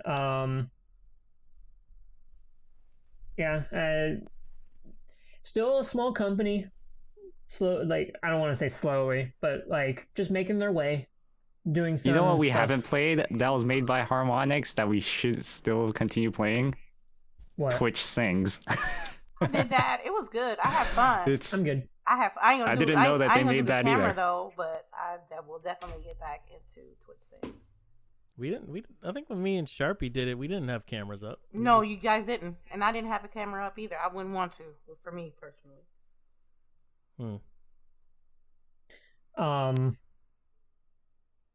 Yeah, I could not do that shit by myself. I'd have to. that shit was play so some- funny. I can't believe you made me sing that freaking song. He didn't T. make I you mean, do you tried. nothing. He didn't make you. Do I tried, nothing. but that shit was so embarrassing. Then you made it seem like he put a gun in your head and said, "Hey, sing this shit." No, I see. You know what you know what song he talking about? That was so embarrassing. It's on your Twitch highlights. I forgot. It's like a song that everybody sings like ever. Can you feel the love Baby tonight? Got Back. Oh, No, really? it's Baby Got Back. Oh, really? How are you gonna be embarrassed about singing "Baby Got Back"? No, the other one I forgot that was Frost that was singing "Can You Feel the Love Tonight?" I think. Oh, I'm down to do that. You gotta give me. That's I picked actual some song that singing. Let me I get- didn't even know. Let so me I get a couldn't couple sing of it. drinks in me, and then you can ask me that. So, I'm going through like a bunch of harmonic stuff, and I went through to Rock Band VR, their like main page. One of the buttons is get a guitar controller, and it links to Amazon. Rock Band 4 wireless Fender Stratocaster guitar controller for PlayStation 4. PlayStation 4. Buy used, $460. Holy shit. So it's does it come with a game or something? No. You're just buying So the guitar with the is dongle. It's just a guitar that's branded with the Rock Band name that works in the game. Yes. But it's like it actually has strings and stuff like that. No, it doesn't have strings. It's the 5-button one on the top and the 5 buttons on the bottom. Not like an actual guitar. $400 for like a Rock Band guitar. Somebody's selling it used. Oh, Somebody's yeah. selling it used for $460. 2 new from $400. 5 used from $222. Like I think people are I out think of their they fucking actually minds. did go up in they went up in price a lot, most likely because of like scarcity. Because at this point, everybody's Rock Band instruments broke. So it's kind of like now they might be kind of hard to find if you want to continue playing. So the price might have gone up a bit for them. I still have all of my Rock Band 2 stuff. You probably got at least a couple $100 sitting in your apartment. Yeah, fucking, I'm down. I'm down to like, because the drums are barely used. The guitar actually needs to, I need to take it apart. And like fix the blue button because it works. It's just that you have to press it on the center and really hard to be able to get it to work. But that's it. That is the. I remember at a Discord party that I don't know. It was me, I think Zeldrick, and Unsheath. We were playing Guitar Hero Rock Band with one of those two. I had fun. I really had fun. Too bad it fell off. It fell off like it did. They just did it too often. There was like legit a rock like every single year with instruments. Yeah, it's like instruments weren't even that different to be trying to sell like a whole package, but yeah. And the Guitar Hero even tried it too, right? Guitar Hero with the drums. Yeah, with like the all cymbals. They need to do is like have a base game and then just sell a ton of DLC songs, and they would have been fine. But I think they just kept releasing new stuff, and it was like, I think people just didn't want like 1 million instruments and 1 million copies of the game that weren't really that different. Yeah, I wish Harmonix did something like what Bimani does with the pianos. With what do they do? Does? Bimani. Bimani. Okay. Like they do like the whole like piano like synthesizers type of things. Those type of games. I've never heard of this. I don't know this. I don't know what this is. Oh, really? Oh, yeah. It must be a Japanese thing then. Oh, it must be a Japanese thing. You wouldn't know. No, I mean like it's probably not like in your search history or right. like in your recommended stuff like that. Yeah. Not know what you meant. Well, the what I can say is that the Rock Band 2 stuff works on my PS4 with Rock Band 4. So like you didn't have to get like new equipment every time a game was released. Yeah, I know. But you're right. Like all of this. I mean, Guitar Hero fell off the map because like everybody either went to Rock Band or they just kind of stopped it because nobody was getting Guitar Hero or whatever the fuck. But no, like Rock Band. One of the things being that it was a lot of these games too fast, and if they really spaced these games out and had it so that you bought the one and then you had your equipment and then they just released a shit zillion songs and they didn't even take them off the market like they did with, I want to say, a quarter of their DLC that they took off, and then maybe like 5 years later or some shit like that, maybe release another Rock Band, and the only difference is they like visual upgrade and maybe a new story mode, and like, but you're not locked out of Rock Band 5's DLC. You can still get Rock Band DLC even after they release Rock Band 5, so, and still play it on Rock Band 4. That's a way they could have done it too. Because they have a lot of good songs on there. It was unfortunate that they pulled out a lot of the Rock Band Network songs because they had a lot of good songs on there. It was something that they tried for a while too, which was like they would get sort of like fan beat maps for songs, but they would get like pretty close to their own quality of beat maps for songs from the community, and I don't know if they got paid or whatever the fuck they did with it, but they had a lot of good songs on Rock Band Network. So I don't know, I mean, could have been a good thing, but I am looking forward to whatever Harmonix is making next with Fuser and their further development with Audica, because Audica is a lot of fun, and Fuser looks really interesting. I haven't seen anything about that either.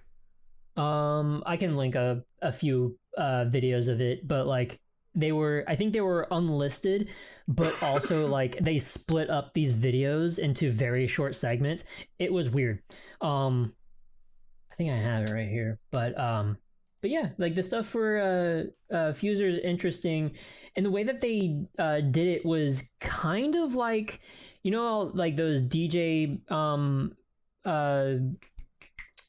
desks where they have like a bunch of buttons and stuff like that for like different samples or whatever. I actually gave like the wrong sort of linkage to that.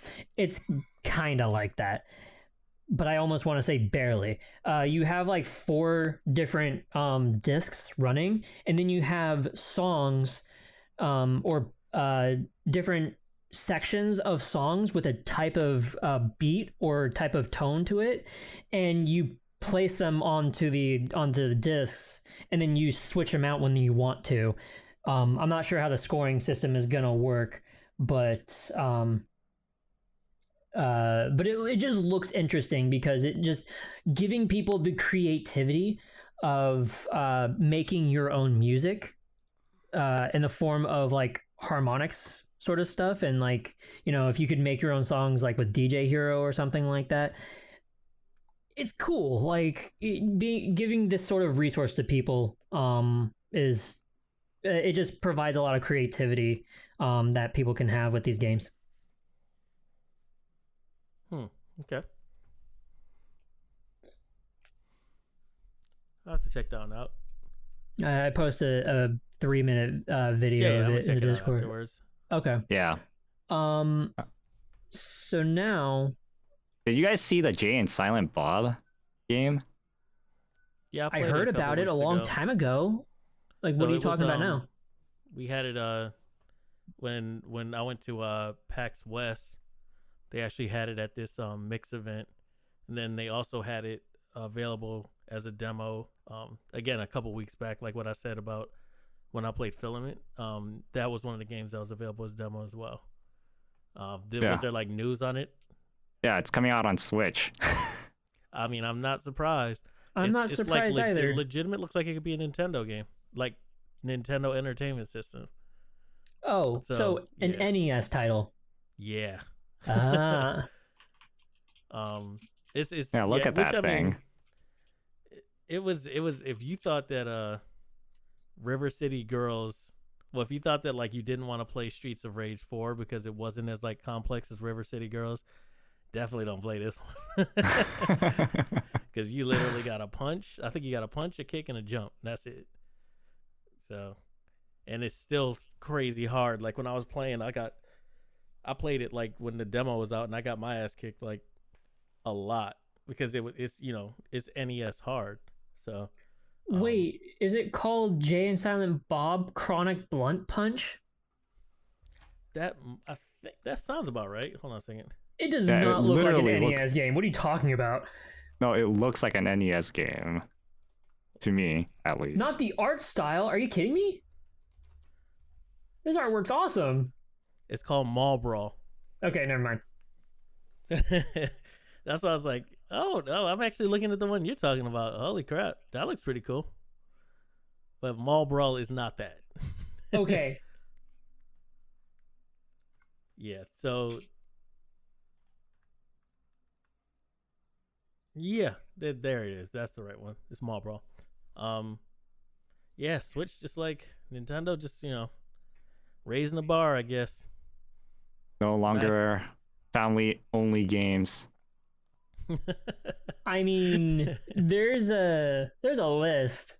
There's a list of games on the Switch that are not family-friendly. There are some visual novels on there that kind of get sketchy. And by kinda, I mean really sketchy.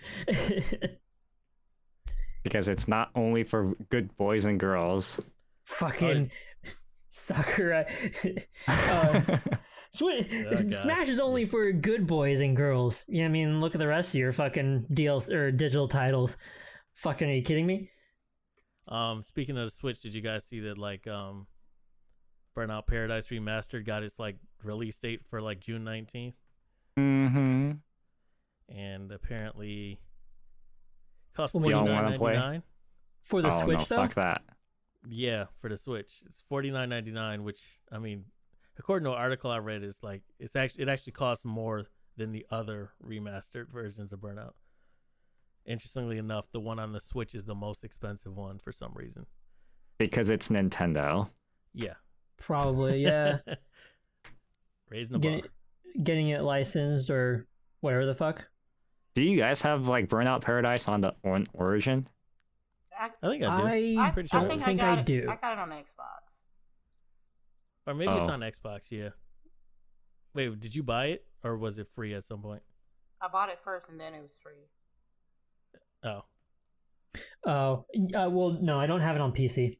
I remember a long time ago that they were making about when the first news about Burnout Paradise like remastered or whatever, and I was like, oh man, when is it coming out on PC? And like the only listing for it I could find was the regular version, and any news about it was like non-existent for the PC version. I was like, come on, man, really? I mean, it looks good, like just on its own.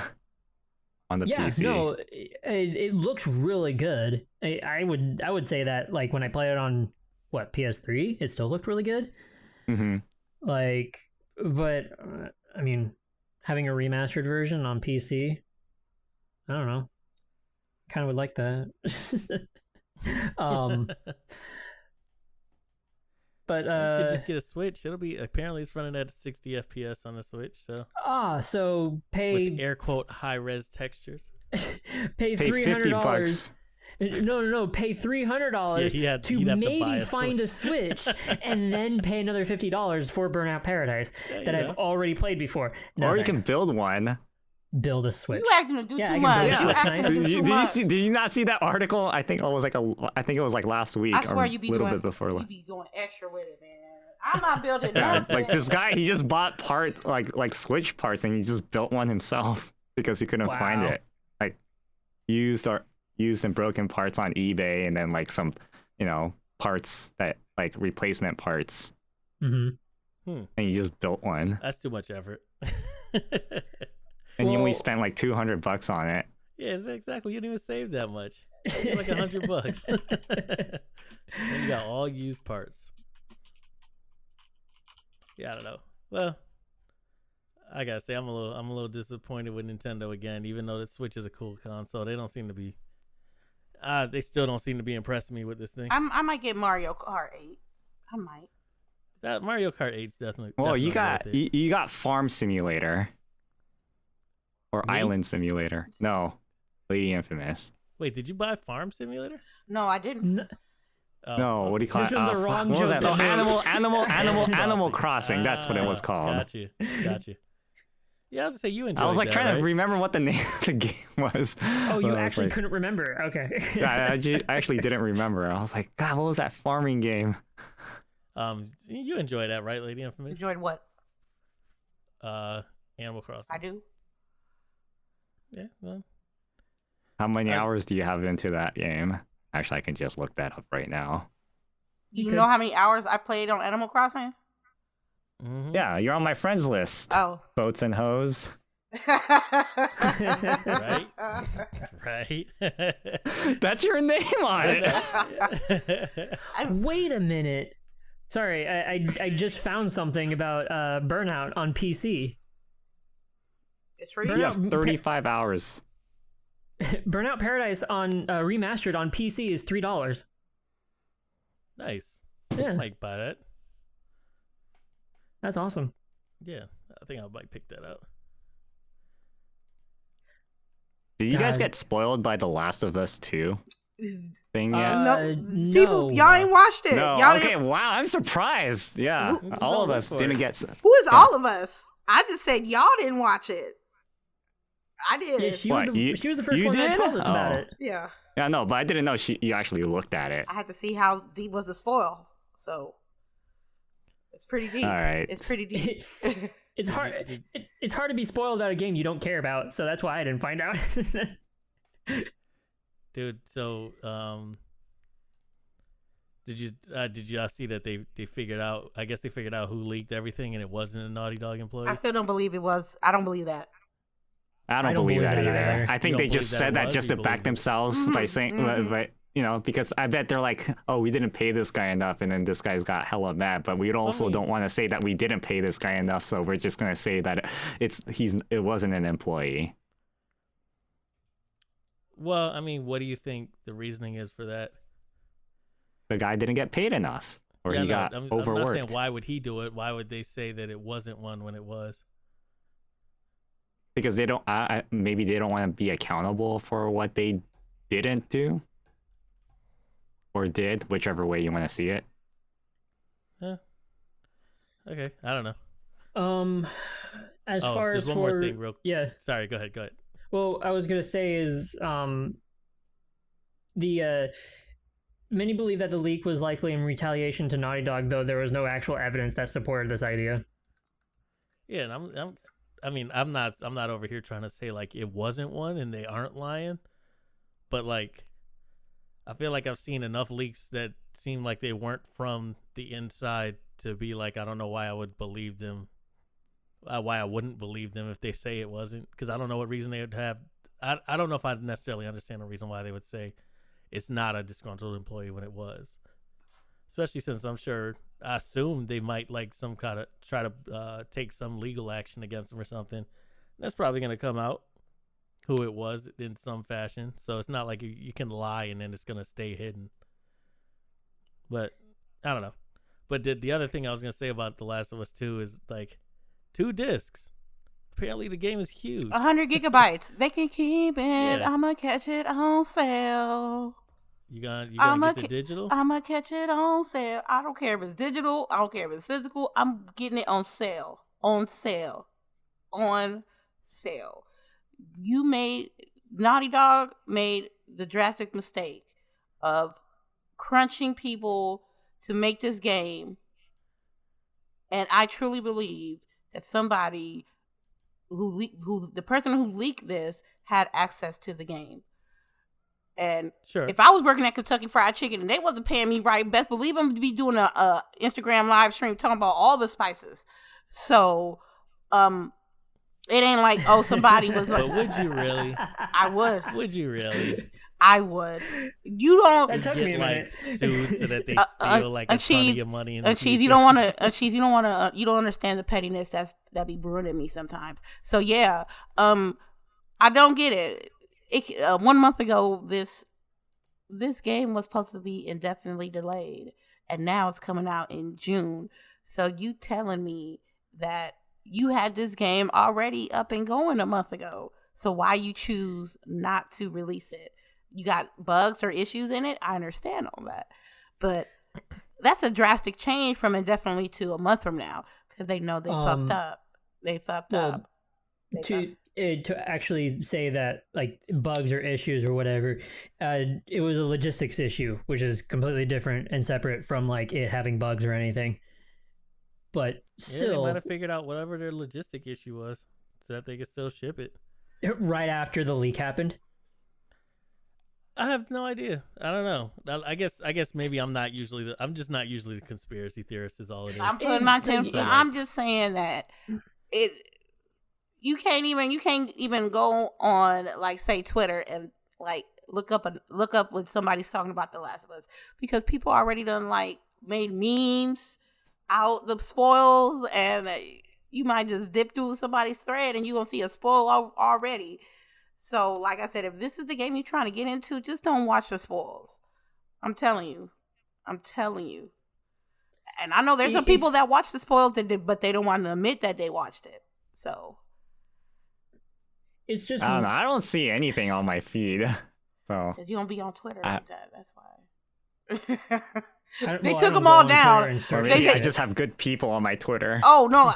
I didn't say that people on my Twitter feed found out. This is like random. They said Naughty Dog was leaked. I went to the dude that said it was leaked, and I don't follow the dude. He's like some person in the video game industry, and they had a link to the link to the leaks. I pressed the link. It went on Reddit. It had a couple of links in there, and that's how I found out. Not anybody personally on my TL, like, it's like spoiled it. A lot of people on my TL was like, "Come on, y'all, don't be like that. Don't try to spoil it for everybody else," which is true. And I'm trying to like keep up that. You know what I'm saying? I don't want to spoil it for people who wants the game, but if y'all ask me, do I'm going to get this game day one? I'm going to tell y'all no. because of a principle. Day one, yeah. And that's why. But you will get the game, right? On sale, yes. yeah, on sale, yeah, but not day one. Yeah, if it wasn't spoiled, I probably would got the game day one. But why is that different? Because I don't know nothing. I don't know. I didn't before the spoils, before the leaks. Did they show the ending or something? They sure did. Oh. But then you had to actively go through 3 links to see what that was, though. So you wanted to know what it was, right? I needed to know how deep it was. Was it stills? Was it? I did not.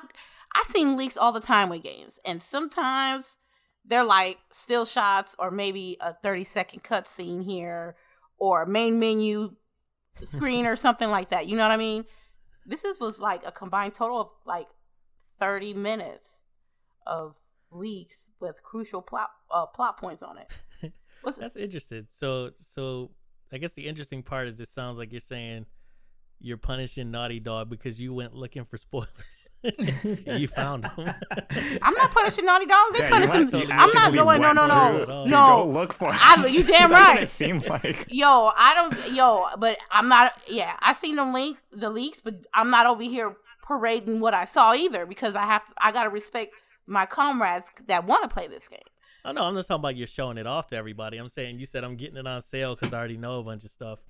But you only know a bunch of stuff because you went and looked for it. You damn right, I did. It's fine. I can respect that. The leaks were worth a $30 discount. Yes, they were on the game. Yes, they were. Exactly. Why don't you do that with all games then? Out of curiosity. Well, look for leaks for every single game I want to get. Yeah, because or just spoil yourself a little bit. Spend less money at that point. Oh wow! No, you're trying to hold be on. smart. Wait a minute. So, what happened with Death Stranding? Why didn't you look at any of the leaks or any of the gameplay footage for that one? Huh? You would have saved yourself $60. Actually, you know what? $460 because you paid for a PS4 and Death Stranding because Death Stranding was coming out. So what happened there? I mean, shit happens, bro. You know. God damn it. Shit happens, bro. I mean, get the game. If you guys really want to play the game, it's day one. If you play The Last of Us 1 and you're really excited about The Last of Us 2, go get it. I encourage you to go get it. But I mean, I've said this before. I just have a personal beef with The Last of Us in general because that ending fucking blows. Yeah, the ending was trash. I was like, I agree. The ending. That's why I'll get it on discount. That ending was so fucking the shit I went through on that first game for it to be that ending. I was like, come on, man, you tripping. But I finished it. I will say though that. I mean, as far as for the stills and a little tiny, not the leaks, but a little tiny bit of footage that we've seen of The Last of Us 2, it looks fucking good. Like, visually, I'm saying. It looks really, really good. So, yeah. It looks quality. And it is kind of fishy, too, where it's like April, what is it? So, I forget which part of April or March it was where they were like, yeah, we're delaying the game indefinitely due to logistics. And then April 27th, there are leaks for The Last of Us 2 with massive spoilers. And not like a day or two after, probably like 3 days after, I'm at most, Naughty Dog's like, okay, June 19th, it's coming out. We gotta push this shit out fast now. I wonder what the logistics problem was. Is it just the physical copy logistics, like the shipping, or is it like literally like they wanted to be greedy? They wanted to be greedy, and that's why they wanted to make sure everybody got the copy. Somebody got mad, and I'm like, I'm ready to get paid now. Why y'all delaying this shit? Somebody. It's an inside job all day long. Inside job. This feels similar to me, like to the whole thing where people was like, oh, Microsoft. That's all bullshit that they don't want to send people to the cons because of coronavirus. I'm like, it sounds coincidental, but like if you say logistically, if you say it's logistics, we don't know what that means, but it could have been like we're having a problem like getting the resources to make the games, and then like they figured that out, and then all of a sudden this happens like right before they get ready to announce the release date. I just don't get why this leak would make them release the game faster. Because Isn't it strangely convenient that this happened? But what's the benefit? I don't know what the benefit of saying. I don't know either. Seen that ending. Now we need to get it out. I don't know why people are gonna be like, I'm not gonna play it, or if they are gonna be like, I'm not gonna play it. Why getting it out earlier all of a sudden is gonna get them more money?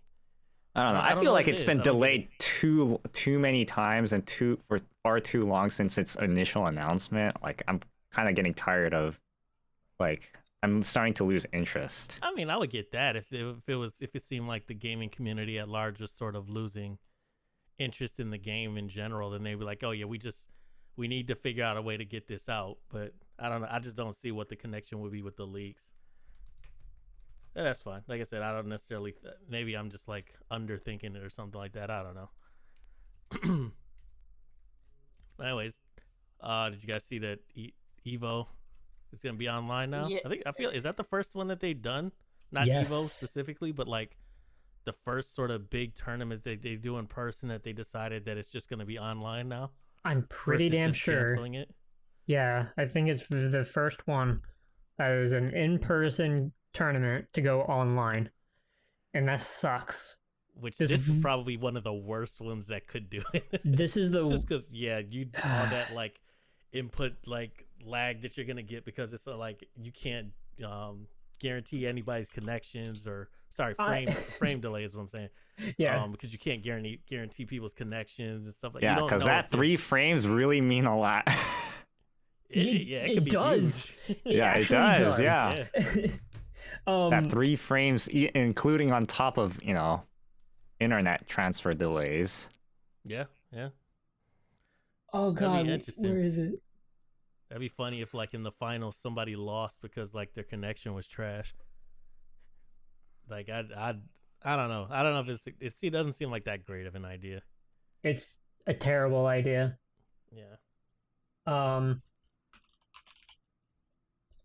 It's kind of honestly like it'd be like if I won, I would almost feel like it didn't really mean much because I know I'd probably feel like if it was in real life, I would have gotten destroyed.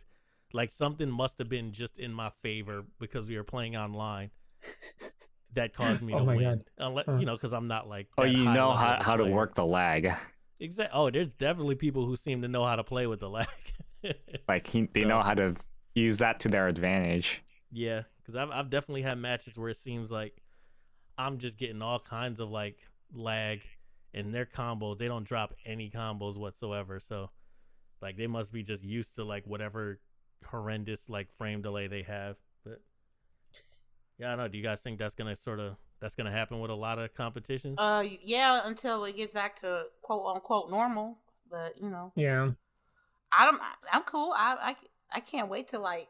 Well, I'm interested to see what's going to happen. Like, as what? Is it going to have like like a whole separate section for just online play? Like, is there going to be pros that are pros because of online? I doubt that's going to be a thing. I doubt that's going to happen. Pros that are pros because of online. What does that mean? Because they know how to work the lag. Oh yeah, probably not.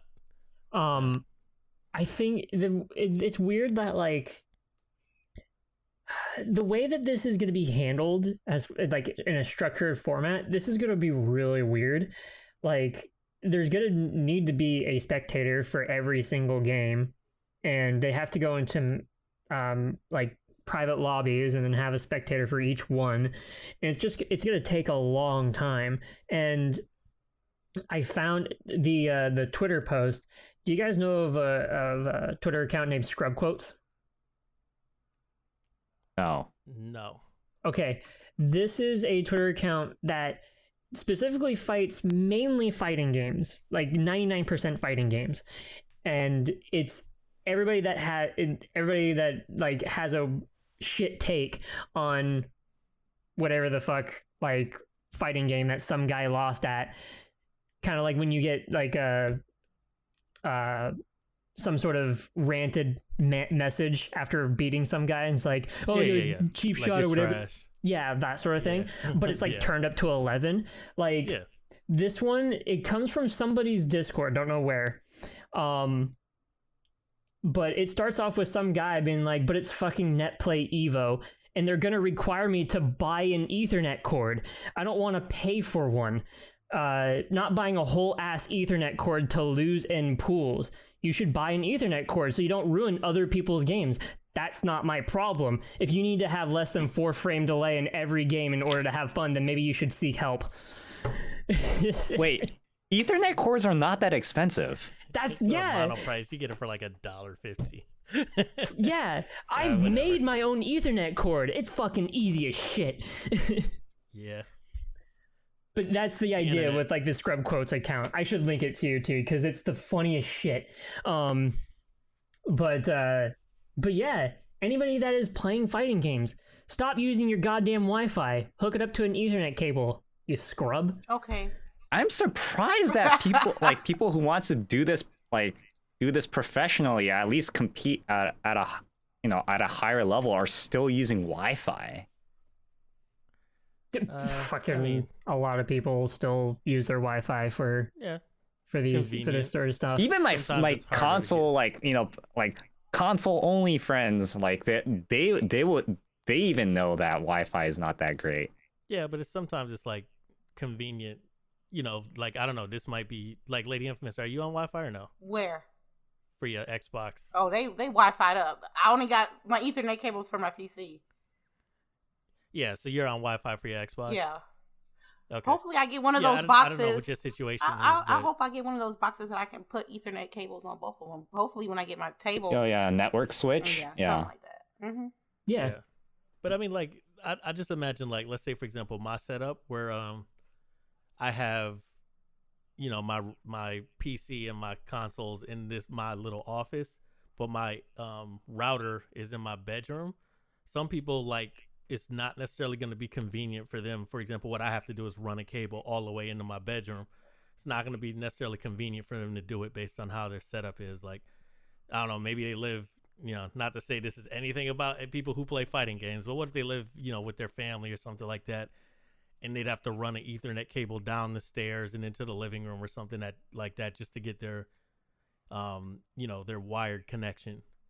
It could be stuff like that where people's circumstance just doesn't like line up with the idea of being able to plug everything in directly. I can emphasize with that. Yeah. But still, I mean, you have a valid point. You shouldn't be playing on Wi-Fi, even if it's not convenient. If you want to do it professionally, you got to figure out a way to do that. That's fair. Yeah. If you really want to do something, you will figure it out.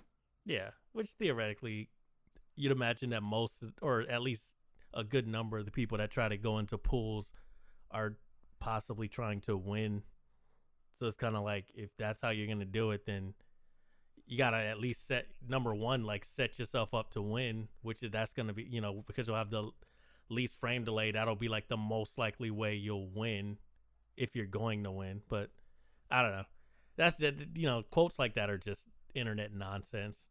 Yeah, like I say that like you'll figure it out.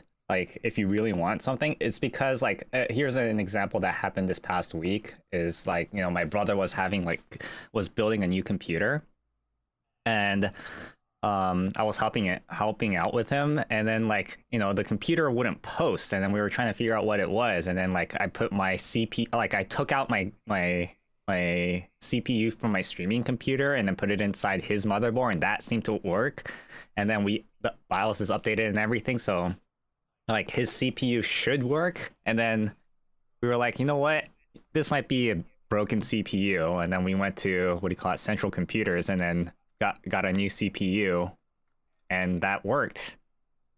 So and I felt really bad, like that his computer wouldn't post, and then he doesn't have a computer to work with all night. But then that's what he had to deal with for like one night, and then you know what? We figured it out within the day. Yeah. Yeah.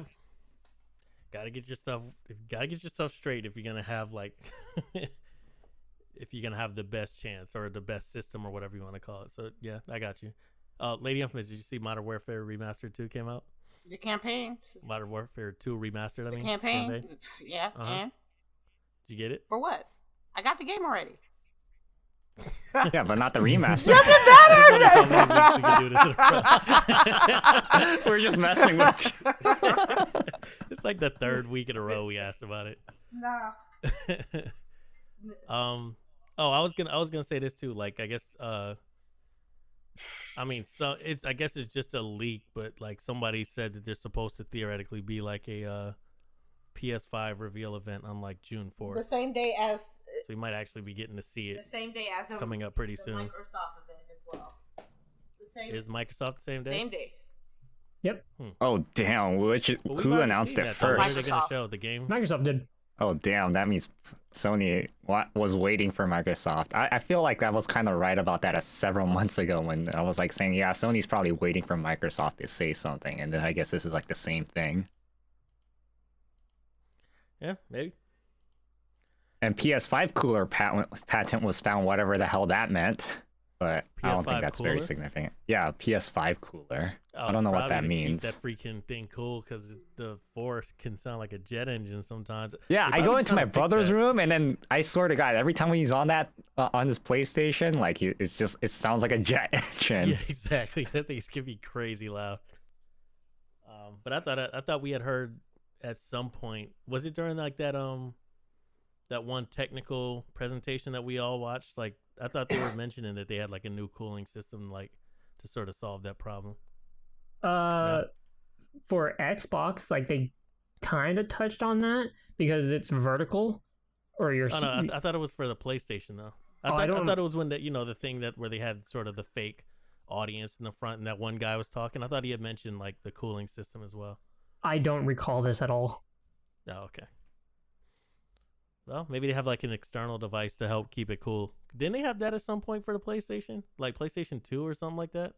I remember the PlayStation 3 had something like that where you attached you attached an extra set of fans onto the back of your PS3. Yeah, exactly. Yeah. I really hope it's not that. I don't want to do that. Nah, I hope it's not. I hope it's actually a better cooling system stock inside there. Or, I mean, I'd be fine if it had like if the entire console was just vents. I'd be totally fine with it. Just for the love of God. Or actually cool. have like an intake and then like a push and pull. And an exhaust, yeah. Yeah, a push and pull instead of just a pull. How much would you guys pay for a PS5? Would you pay $4.99? I mean, if I can use my like if it can be cheaper without a controller, like what if without a controller it's like $4.50? $3.50. What the fuck? Why are you bargaining with me? Yeah. I don't know the way you made it sounds like okay, let's start negotiating. Let's start the haggling process. Wait, so the PlayStation 4 wasn't it $4.99 when it first came out? If I thought it was the $400. PlayStation 4. I don't remember the PS4. I remember the PS3. Because I thought it that was was $600 for PS3. Yeah, that was nonsense. But I'm just thinking, like, what? Because weren't people complaining? And somebody said, oh, you'll want to get like a second job to get like a PS4 or whatever. It's not. You don't have to get a second I job. like just save $200. Save $200 a month for 5 months. And did they say that? No. I'm just saying for me. Save $200 a month for every paycheck. Save $200 or $100. I would say $200 a month. Save 7 months. You have both consoles. I don't know. Yeah. I'm kind of torn. Like, it's like, you know, NVIDIA's about to announce, like, in August, NVIDIA's going to announce their new line of GPUs. And I have a feeling like, am I going to get a new GPU or should I get a PS5? Which one am I going to be using more? The GPU. As far as I can tell, you play way more PC games than you do PS4 games. Or PS5, yeah, I guess probably PS5, especially considering it's going to be dependent on what like the launch titles are. That's also true. Yeah, is it only on PlayStation games got on that PS5 coming out? Yeah, I mean, I guess Sony seems to be better at the exclusives, so I'm sure they'll probably have some cool stuff for release date. Aren't they doing what's that game? The one with the girl with the red hair in I want to say Hellblade, but that's not the right name. It was kind of like Heavenly Sword? Heavenly Sword. Aren't they doing another Heavenly Sword for like PS5? Really? I never heard about this. I didn't hear about this at all. Oh, okay. Maybe I'm misremembering it. I mean, the only red-haired girl that's coming out in PS5 is Horizon Zero Dawn. Oh no! Like when you meant It might red have hair, been like Horizon literally Zero a Dawn, red hair. Yeah. I might have been thinking of Horizon Zero Dawn. What about you, Lady Infamous? About what? What would you pay for it? What PlayStation 5? 5. Between 450 and 5. What if the launch title well, let me think about this. I'm blanking out on the name of the game.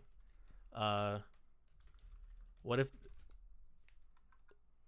there we go. What if the one of the release titles is Death Stranding 2? Get the fuck out of my face.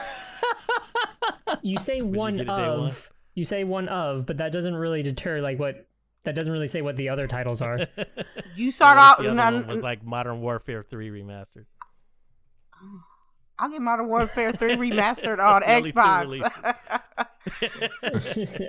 I'm not paying no money for Death Stranding 2. I won't even get none of my friends to buy it for me. Yeah, you gotta give it a chance. Man, you give it a chance. You give it a chance. Just finish it. I feel like that game, like, from what it sounds like, based on what everybody that I talked to is saying, it's the story is very good, but the gameplay is meh, right? So you can just watch somebody play and you'll probably feel as satisfied.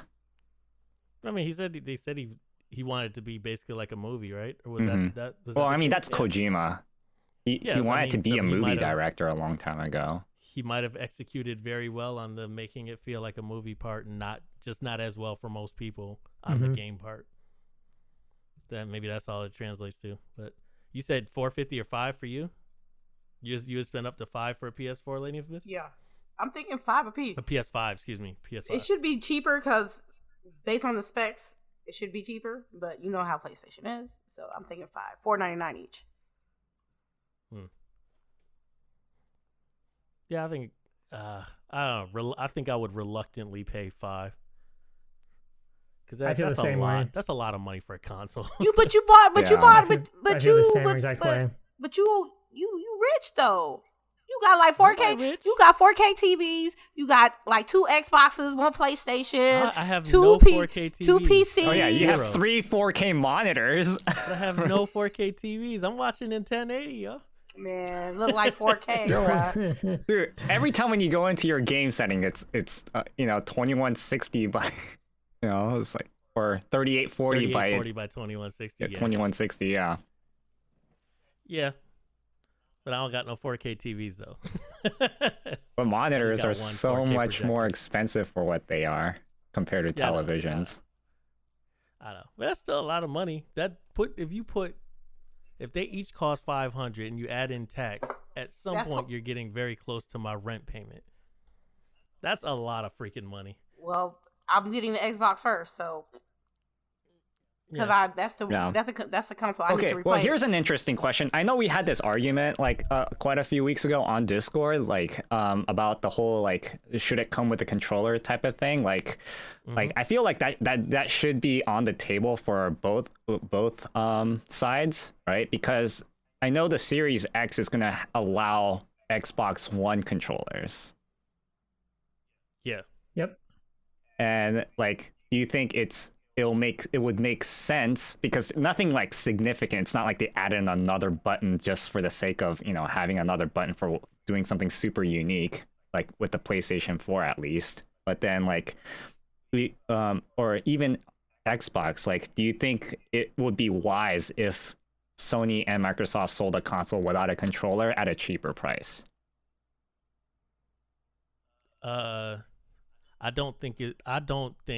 I think there are very few people who would not get it because it has the controller. Well, because it's more expensive. That's essentially what it is. The difference between, I think, the price without a controller and a price with a controller isn't going to deter that many people, I don't think. So it's kind of like if you went into the store and you were thinking about buying an Xbox and you saw the 500, I think most people are going to buy it anyway. So essentially, if you take away the controller, the question is, how many more sales are you going to get? And is it going to basically cover for the fact that you discounted what you could have gotten by not including it? You know what I mean? It's, I guess it's all dependent on the price too. But at the same time, like I was talking to a bunch of my Treasure Island friends, and they're like, you know, some of them are like just straight up PlayStation fanatics, so they'll get it no matter get it with the controller no matter what. But they said like, but you know, some of them they were like, yeah, if they had an option, because they all have like DualShock 4, like 5 DualShock 4s for some fucking reason, right? Maybe like because all the charging ports failed. Yeah, so they were like, yeah. Well, anyways, like he says that, yeah, because I have this many DualShock 4s, like it would be nice if they sold it without a controller at a cheaper price. But I think you just gave the perfect example of what I'm talking about, though. Like, if they do sell one without the controller, your friends would be happy and they would buy it without the controller. But if they sell one if they only sell one with the controller, they're still gonna buy it.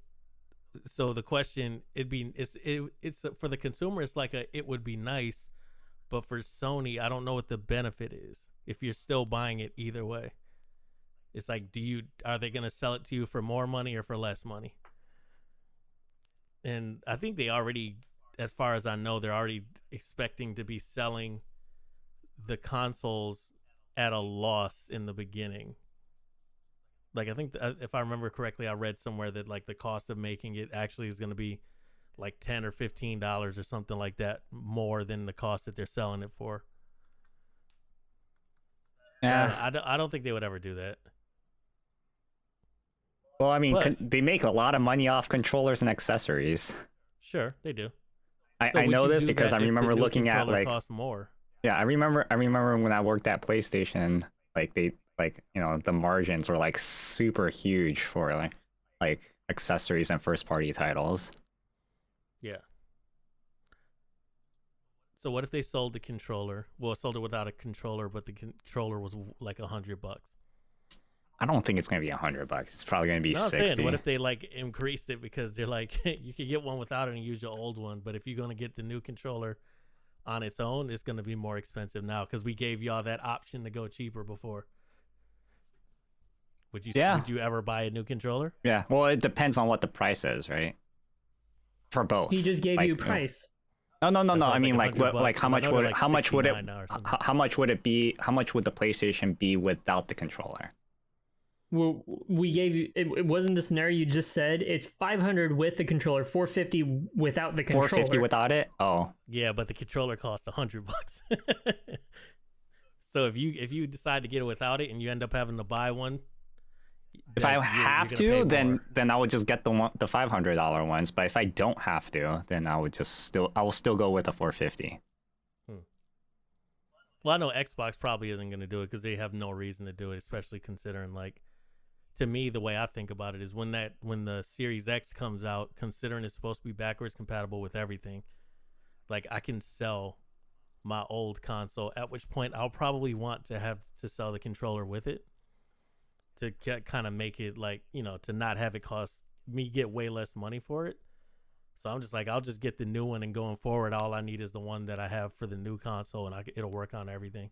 Do you feel like you're going to be playing with your Xbox within the next few months before the Series X comes out? Do I feel like I am? Yeah. Yeah. You will? Oh, okay. Mm-hmm. I use my Xbox all the time.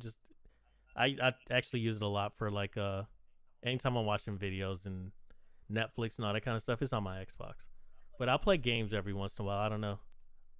I don't know about games specifically. Really? You use your Xbox for Netflix? Yeah. Oh, you don't just use your computer browser? Then I'd have to sit on my computer. Oh. Yeah, well, I mean, I do that. I do that. So I thought that's what most people do. No, I mean like for my living room. Like I have two Xboxes because I got the One X, so I still have the original one that's hooked up to my projector in the living room. Because I don't have like cable TV or anything, so like I just have Netflix, Hulu, HBO Go, Amazon Prime, all that stuff on my Xbox, and I just watch it with that. Oh, why don't you get like a Chromecast or something? Because that's extra money, and I have an Xbox. Damn, $400 thing just to watch Netflix. I already owned it. I owned it before, so it's no extra money for me. Yeah. Well, yeah. I mean, all jokes aside. Wait, so real quick, when is wait, so PlayStation, Sony never announced PlayStation 5's release date, did they? Is it holiday or something? I thought it was holiday. Because I know LadyInfamous, you said you're getting your Xbox first. Is that because it comes out, or you just mean like even if they came out at the same time, you just get the Xbox because first? the Xbox is the console that needs to be replaced first, based on wear and tear. Ah, got you. Because I have my Xbox for 5 years, my Xbox One. I have to replace it. And that Xbox is tore up from the floor up. Yes, it is. Oh, so you're doing it just out of necessity, Mm-hmm. not because of what do you call it, loyalty. But you would replace it with a Series X? Yeah, that's what I'm. Hopefully, that my Xbox will. Because Yeah, I mean, I was gonna say you can replace it with a One X. I bet when the Series X comes out, the One X is gonna be like $250 or something. it's already $299 at some places. No, it might be $200. Then. I That's just- what I'm saying. Save yourself $300. I know, man. If I really want to, I can get it right now. Like now, Nah, it's probably not worth it. it's not now, as worth long as it. I'd rather just wait and get the Series X. Yeah, if your Xbox ain't literally falling No, it ain't apart, falling it's not worth apart. it, But you know, Yeah. it ain't like it's out the box either. So Yeah. Okay. All I right, got you. I think we should start closing this out. Let's start off with what everybody's been up. Oh, I mean, not let's say that I'm up to. What everybody's going to be up to this next week. Let's start backwards. Zeldrick. Oh, me? Well, I feel like I'm gonna be doing a whole lot of nothing, but it should be some more Final Fantasy VII Remake if I don't get through most of that on my own time. And after that, it's going to be Neo. And cool thing I'm going to be doing for Neo is I want to do a charity thing where if however much you donate, I would set up a menu for how much you donate to the COVID release or COVID relief, not release, the relief fund. And I have to do something in Neo to account for however much you donated to a relief fund. Viewer bounties. What? Viewer bounties. I don't know about that. Like people will pay money if you actually finish like a certain thing in the game. No. Not like when I finish something. More like pay X amount. I have to switch my weapon to this. Pay X amount, and I have to fight a spectral or a PvP boss or a PvP person that died there. Yeah, that sort of thing. Stuff that I have to do to be able to complete a level. Okay, yeah. I guess that still counts towards called player bounty or viewer bounties. And there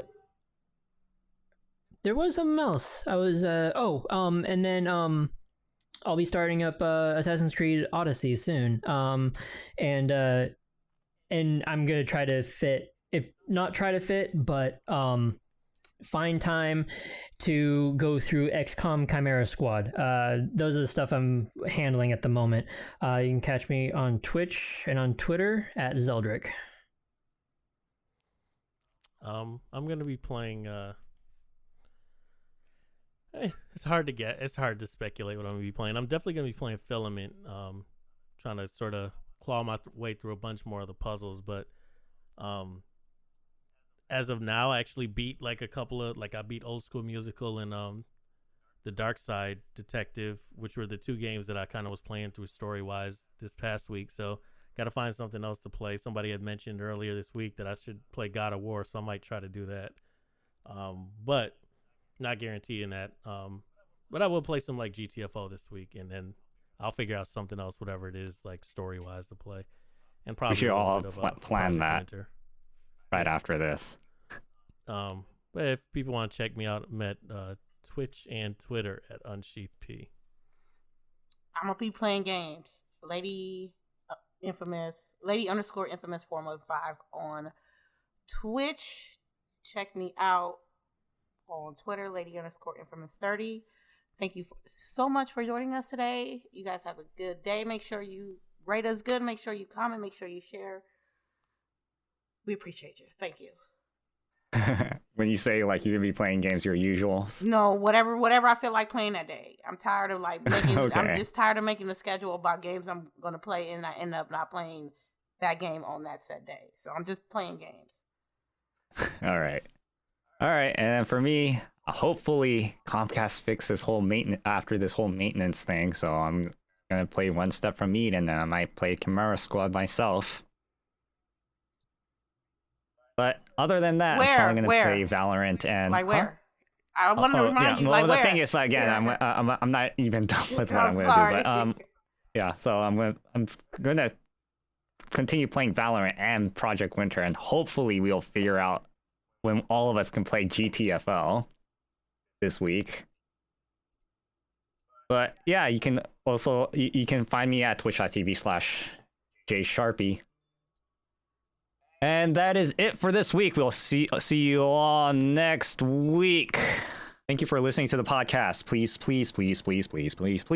like, favorite, subscribe, whatever platform you're listening to on. It only takes